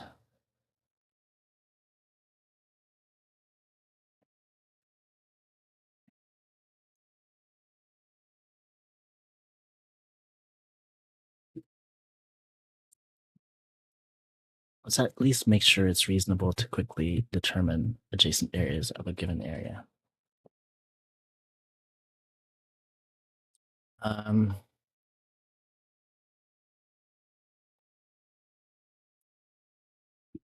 So val north. To compute the north area, basically we'd share the same bottom boundary, or the bottom boundary would be the top boundary of a current area. But we need to find the next highest x. So this would be a binary. We can get this quickly with a binary search by just searching along our y's. But again, these are small. I don't mind just making that a linear search. Oh yeah, that is a Pokemon Center song. We are listening to Mostly Lo-Fi Leah, who does lo-fi video game covers.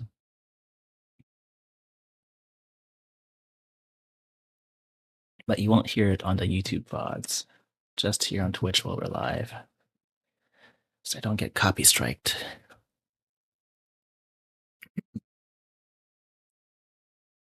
Okay, so we want the Y that's above us.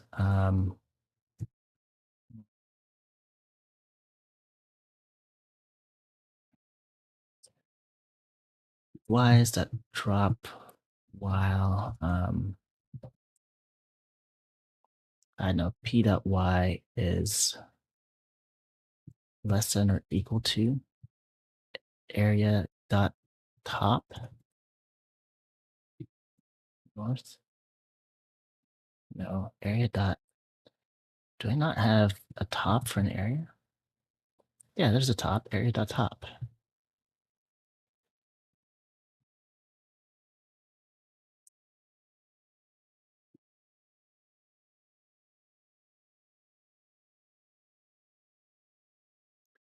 And then dot head. And at some point, that's going to fail.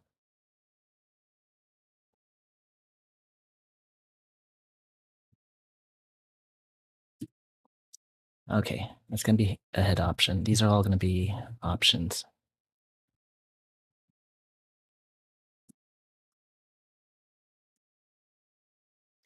Okay, so this is the new top Y, right? Or, yeah, Y above. We'll call it that.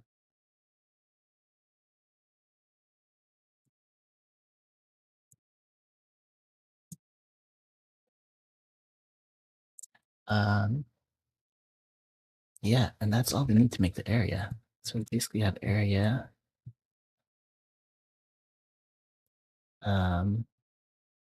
What are our constructors here? Bot equals. Let me click. I know we have one of these.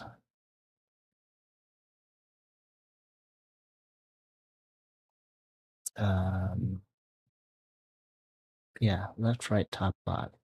Okay, we can do that.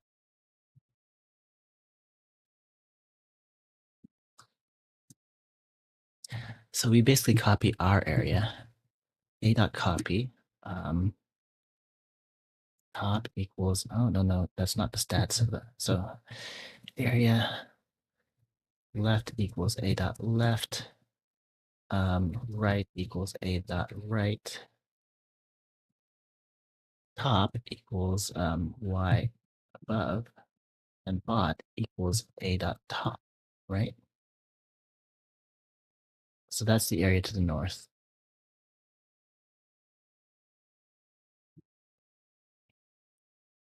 Okay, you made the boundaries. How do you get the max rectangle inside that boundary? Yeah. Oh, wait. Let's go back to the problem for a second. The end goal is to make a rectangle. We could still iterate over rectangles, right? We don't need to know. Yeah. Okay, let's back up a second. I was about to do something that could help me count the whole inner area.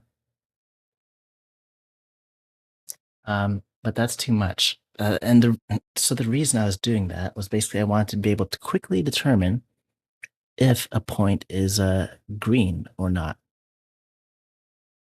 right? So that when we're filtering over our rectangles, all of our rectangles, where's our ends one? Here. We can make sure. Yeah, we're doing too much work. I know it wasn't your intent, but thank you for asking that question because you're setting me back on track. I lost sight of the question the problem was asking.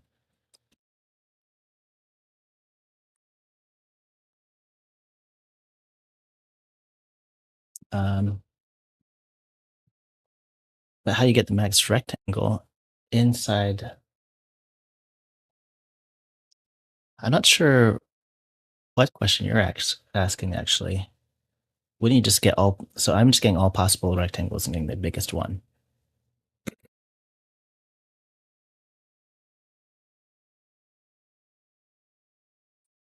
Um,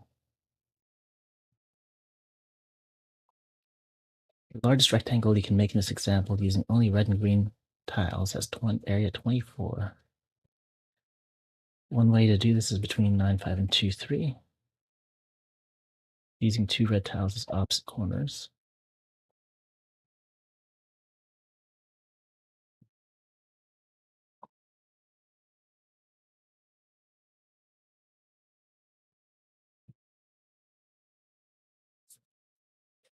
Why is that the largest rectangle? Can you go more to the right?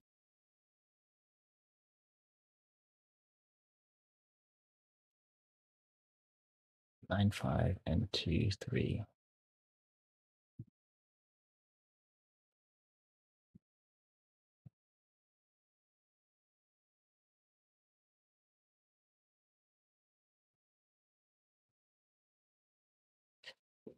I mean, our answer is not just going to be on corners of red tiles anymore, right? We just want the largest rectangle altogether.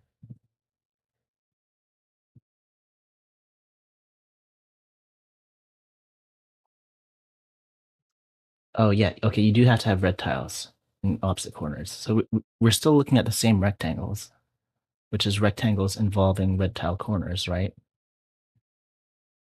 So for part 2,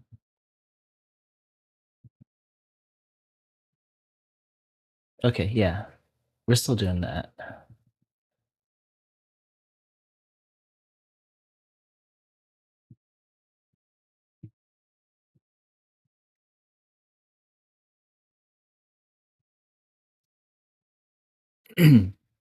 um, the rectangle you choose must still have red tiles in opposite corners. We're still using the same rectangles. But any other tiles it includes must now be red or green. Yeah, so to check if between 2 corners, it's all red and green, we just have to check that there aren't any boundaries, that there aren't any lines crossing in between them, right? That's all we have to do. So this problem's a lot easier than making it. Um, just to draw it out real quick.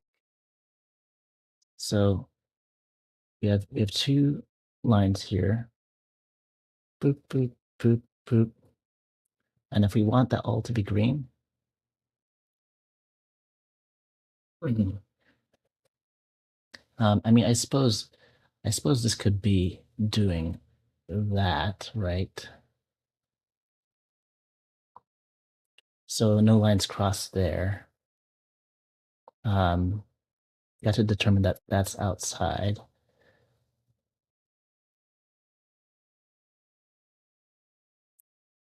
But if there are no lines crossing, then it's either fully inside or fully outside.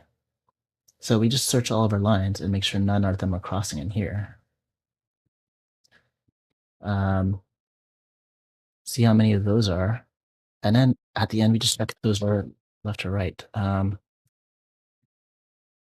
Yeah. Hey, thanks for talking about the problem because that got me thinking about the actual, the actual question we're working on, um, and made me realize I have lost sight of the problem. Okay, so we still want the lines. We've got the horizontal lines and we've got the vertical lines. We probably still want the x's and the y's, to be honest.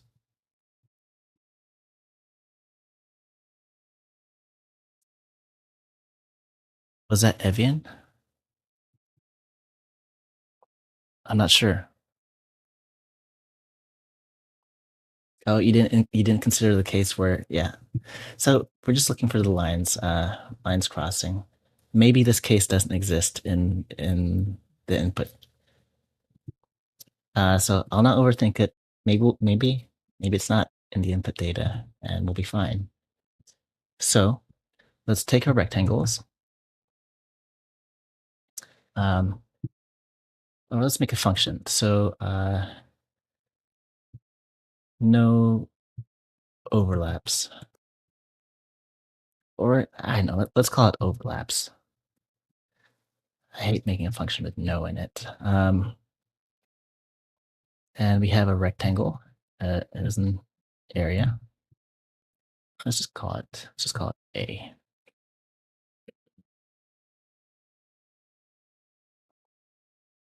And we can't just use X's and Y's. We do have to actually use the lines.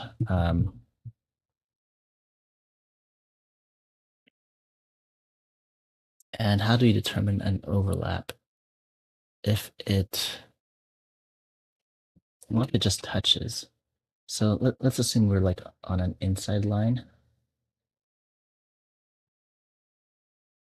Maybe it's not in the inner area. So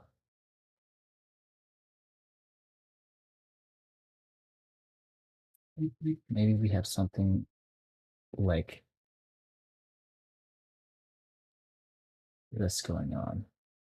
But now what if we briefly touch the boundary, touch the border, and then go back? So that shouldn't count. So any horizontal lines, we check if it's inside, I guess, the inner square.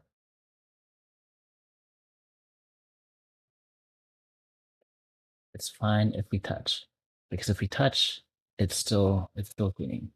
You just don't want anything that crosses. What if there's a green line inside completely? That could only happen if there was like, yeah, something weird going on. Um,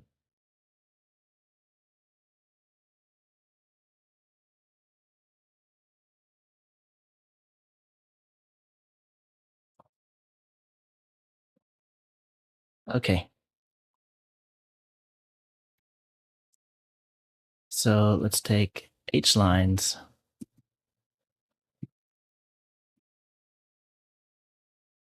dot for all. Hmm, let's call it H so no, we'll make a generic line. So for each of these lines, the Y value, um,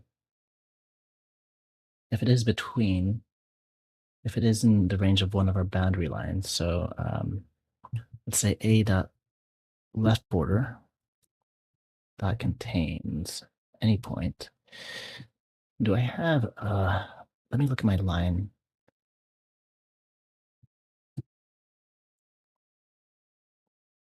Okay. I want to look at what helper methods I already have. Intersects. I'm looking for kind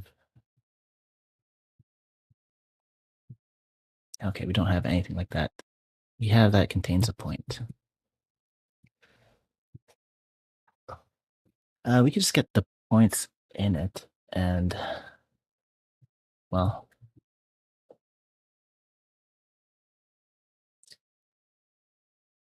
so either the right side of the line is less than or equal to our left border. So, or wait, yeah. L dot right dot, I don't know, top dot X is less than or equal to A dot left border or A dot left.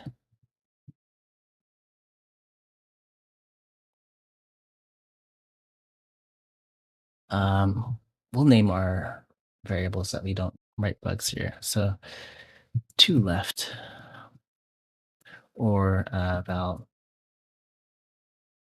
to right equals, so L dot left side of it dot top dot X needs to be greater than or equal to A dot right. So it's either to left or to right. And if it's not to left or to right, then it needs to be below or above. Yeah. val below equals I don't know, L dot left dot bot dot y is less than or equal to a dot bot, and val above equals L dot, we can still say left dot top dot y is less than, is greater than or equal to a dot top. Okay, that'll do us to right or below or above. I probably have more efficient ways to write those. Um, you know what? I do have.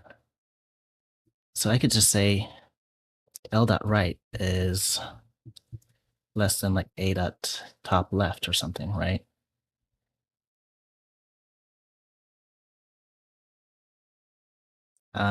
Yeah, I have many ways to write that.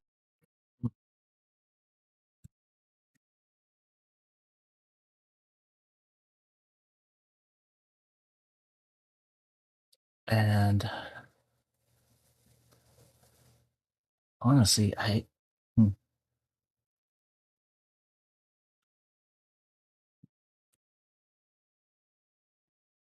val H pass, val V pass. So V lines, not for all line. We could take a point on the line. So this is a vertical line. L dot top is below below area dot bot left,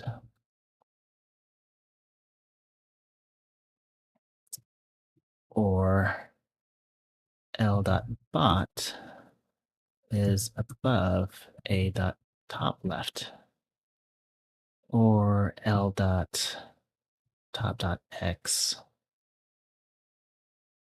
Let's just get x. Val x is going to be that. X is, or you know what? We can keep doing, well, hold on.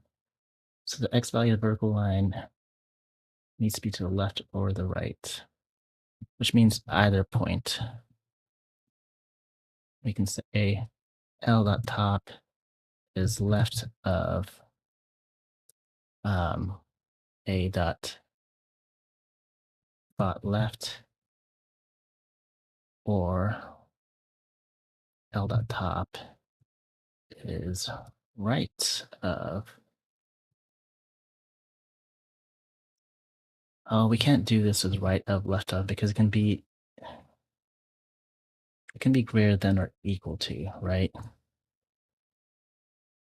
I suppose we could shrink A. Well, so A dot expand by -1.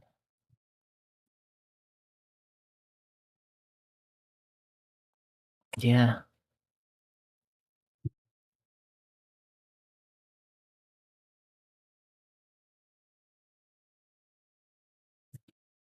We could do something like that. I. So the inner.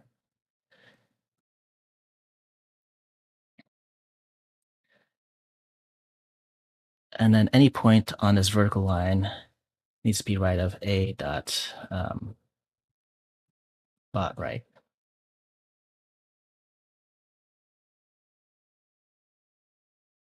Oh, wait, I dot bot right.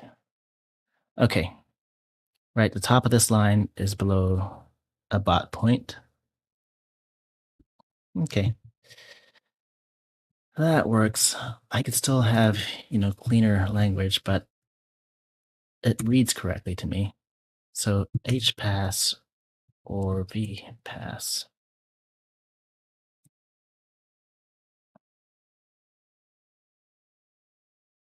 Yeah. I suppose I could also convert a line into an area. I could convert a line into an area and check that those areas don't intersect, that the area doesn't intersect with the inner. We already have that. We have that in just library code. Val inner equals a dot expand by -1. And what we can do is lines dot for all. So there's a line area dot bounding of L dot P and L dot Q dot intersect. So intersect with inner. So the intersection should be empty. That is empty. Cool. Yeah. That's much better, isn't it? I could have done that with library code the whole time. Okay. So rex dot filter filter not overlaps with um,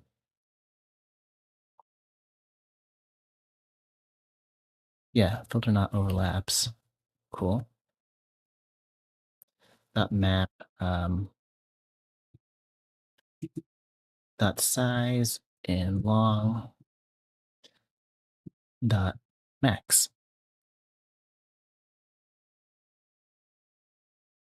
That's part 2.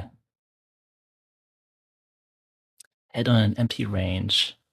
Where did we do that? In the intersect method. Okay. Well, that was cute, but maybe this will work better.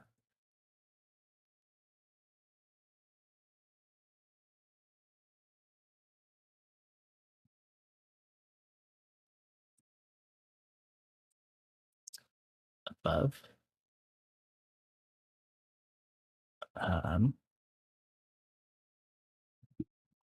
Oh boy, we need to put parens in here.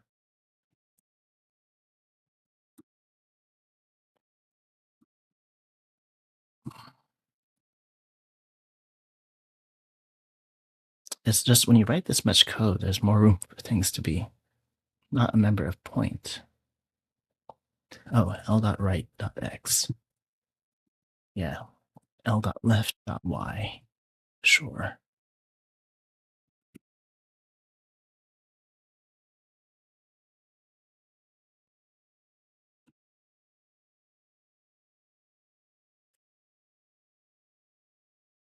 Value, wait, I just wrote out or.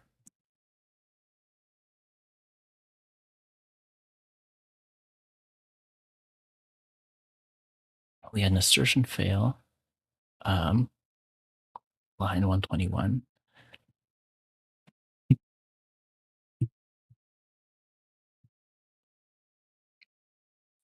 You're playing a little bit too fast and loose. Point 121.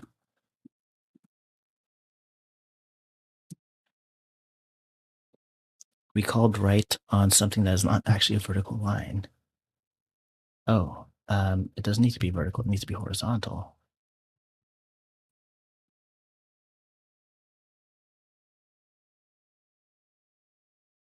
Okay.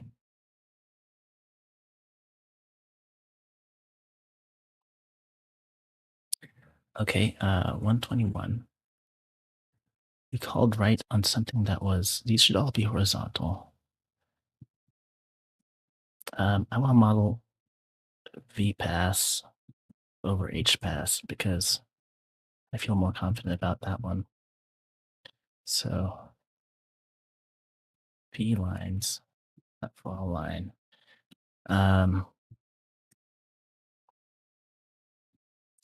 Okay, the below point is going to be, the vertical line is going to be L dot bot dot y. Wait. The top y should be less than or equal to a dot bot. And here's bot. Oh yeah, there shouldn't be lefts or rights. The x value is just going to be just p dot x, p dot x. Okay, and here, when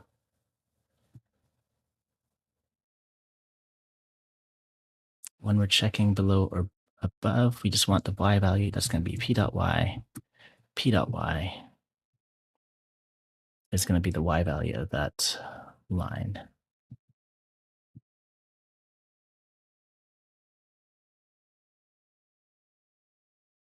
I'm glad I added those assertions in there.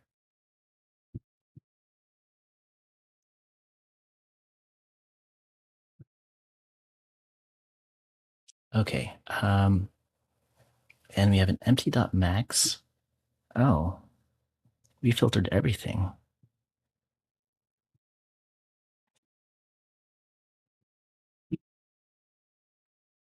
Okay, let's count how many don't overlap. So we're gonna count not overlaps. And that's gonna be 0 right now, isn't it? Yep. Um,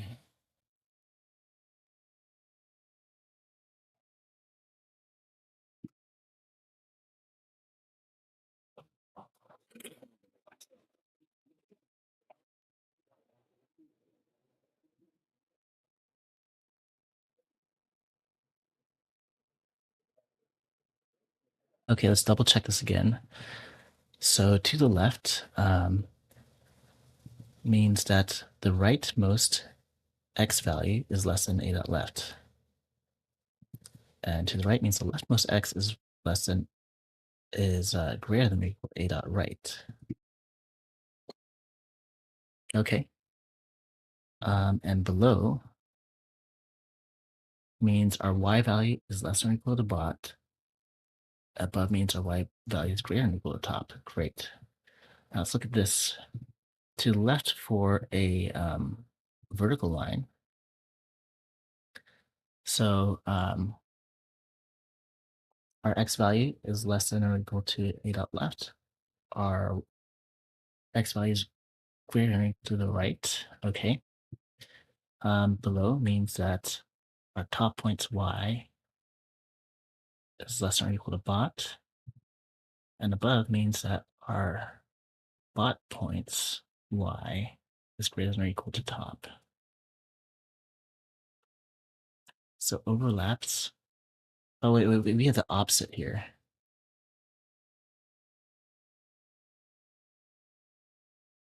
This is actually no overlaps. um, I don't know. I guess it's like uncrossed, so the area isn't intersected, I guess. So let's get rects dot size, and we count uncrossed. Yeah, the uncrossed areas. And we're still getting oh, nope. Okay, yeah, it's saying that all of them are uncrossed. So for none of these lines, for none of these areas, do any of the lines cross it?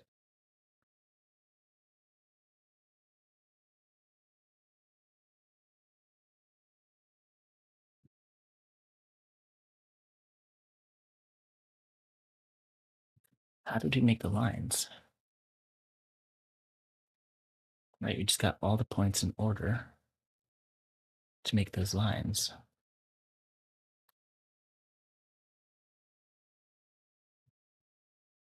I still really like this code, by the way. I just want to use that. It's less to think about.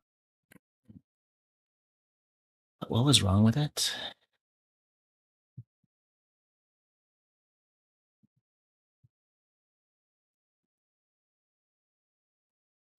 Um, Sometimes just switching an implementation is easier than debugging. So let's see what's wrong here. Head on an empty range in point 221. When we create an interval,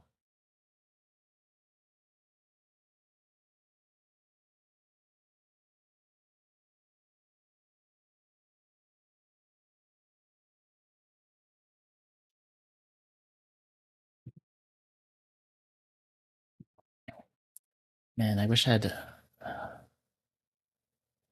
better.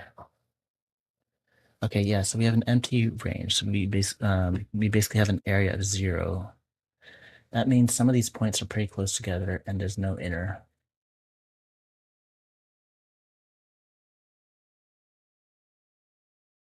Um,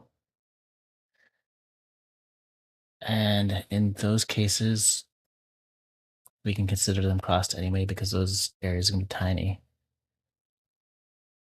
Hey, you've got a closurist in here.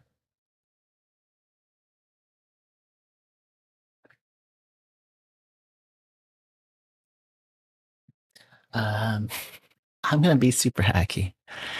Don't tell anyone. We're going to util.try this dot getter else. So if it fails, then it is crossed or it's false. Yeah, it's not uncrossed, which means it has been crossed. Okay.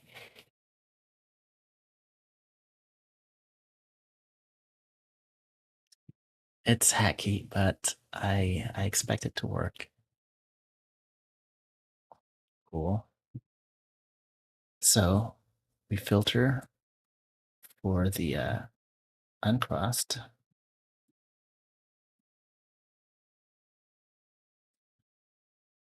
Get the size and long, get the max of those. And hopefully the biggest one isn't a rectangle that happens to be outside of the box. It's probably not going to be the case.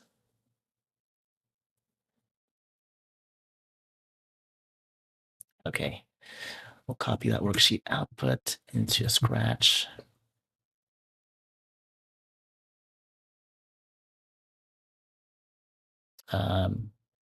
Ends to, where was that?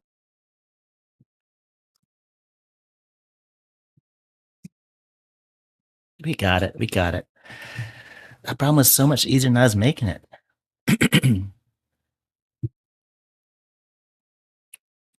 Yeah, I was trying to go into this. Let's compute the area, the whole thing. I don't know why I started computing the area, the whole thing. I really didn't need that. But that was like a previous year's problem. Yeah. I think what I wanted to do was so my area functions like a set, like it's fast, a fast test of containment, right? So I was like, okay, well, if I just have a set of areas, then I can very quickly check if any point is in is green, and then I could just check if every point inside my yeah, I was doing something silly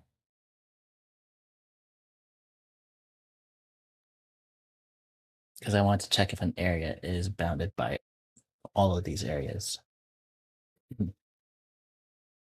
Um, which was a complicated way to solve that problem. So let's do a little bit of cleanup here.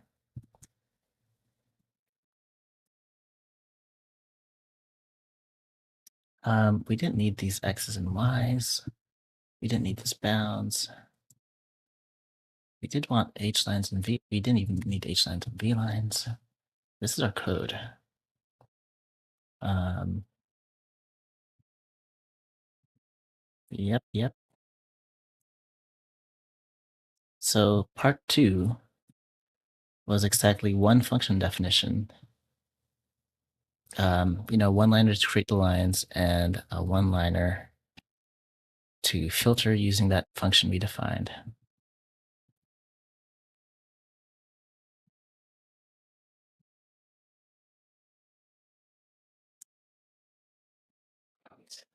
Ah, so I volunteered to write a blog post for the Scala Center. I'm going to write this solution up tomorrow. I don't know if I want to think about it more right now. Well,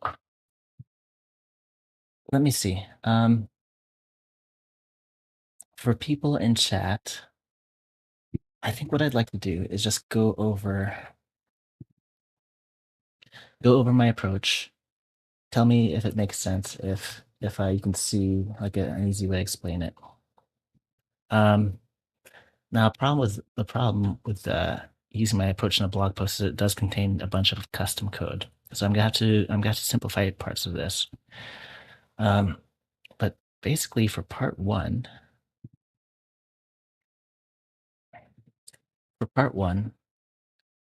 we just parse all the points. We take every combination of 2 points and use that to calculate an area. So we don't need to make our own like area.bounding function or whatever, right? It's just going to be um, length times width. And then we just get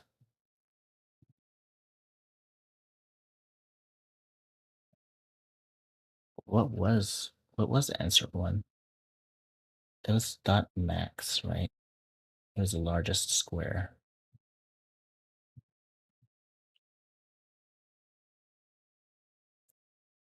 Yeah,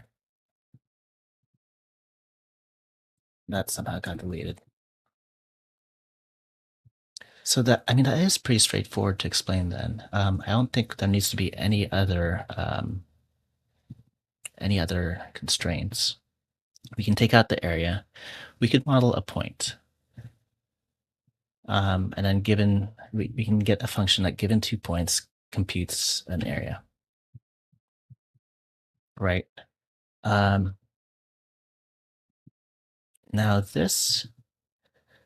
simplifying this is going to be a little bit different because I basically kind of cheated with library code here.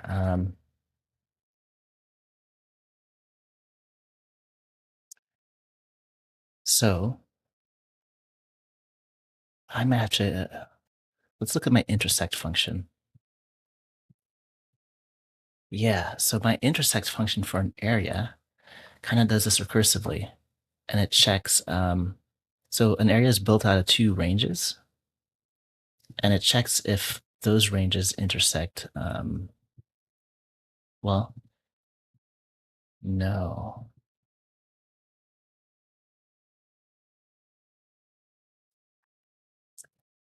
So I yield the area on the inside by intersecting the ranges. So we intersect both of the x ranges to get a smaller range, right?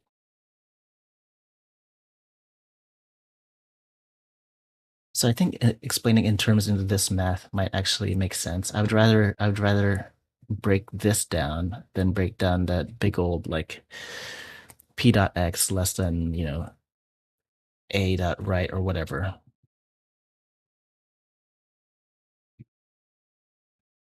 I think I can do that.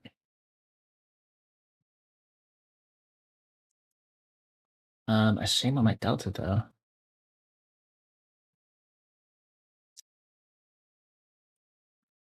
That's update. I guess there are other people still working on part two. Um, the moment it clicks, the moment you realize you're just looking for these intersections, then it's an easy problem. I suppose you have to have that moment and not get lost in something else in the meantime. Yeah, I lost more spots in the Scala leaderboard. I might not get it this year. Um, but it's late. I think we should find someone to raid. So Advent Twitch.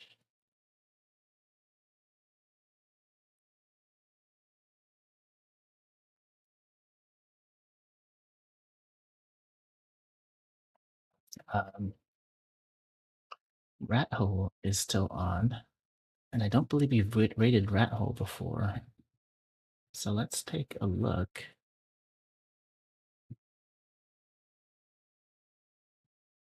Where I should put the new lines right now. Oh, fooling around with closure.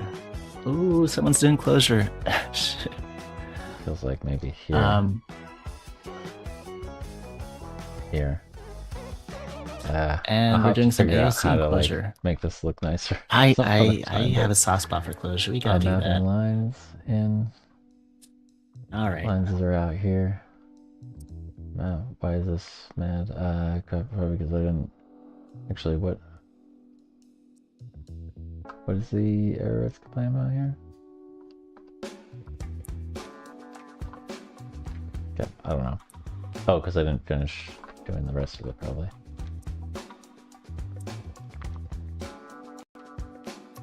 All right. Thanks for sticking around, everyone. And thanks for who was it that asked? Whoever was asking questions in the chat. It's supposed to be Tarkic? Yeah, you got me thinking about the question again. You pulled me out of that rabbit hole I was pulled into. So thank you for that. I appreciate it. Have a good night. Forward bar.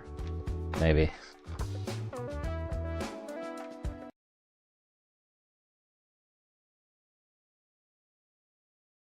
Unable was oh wait.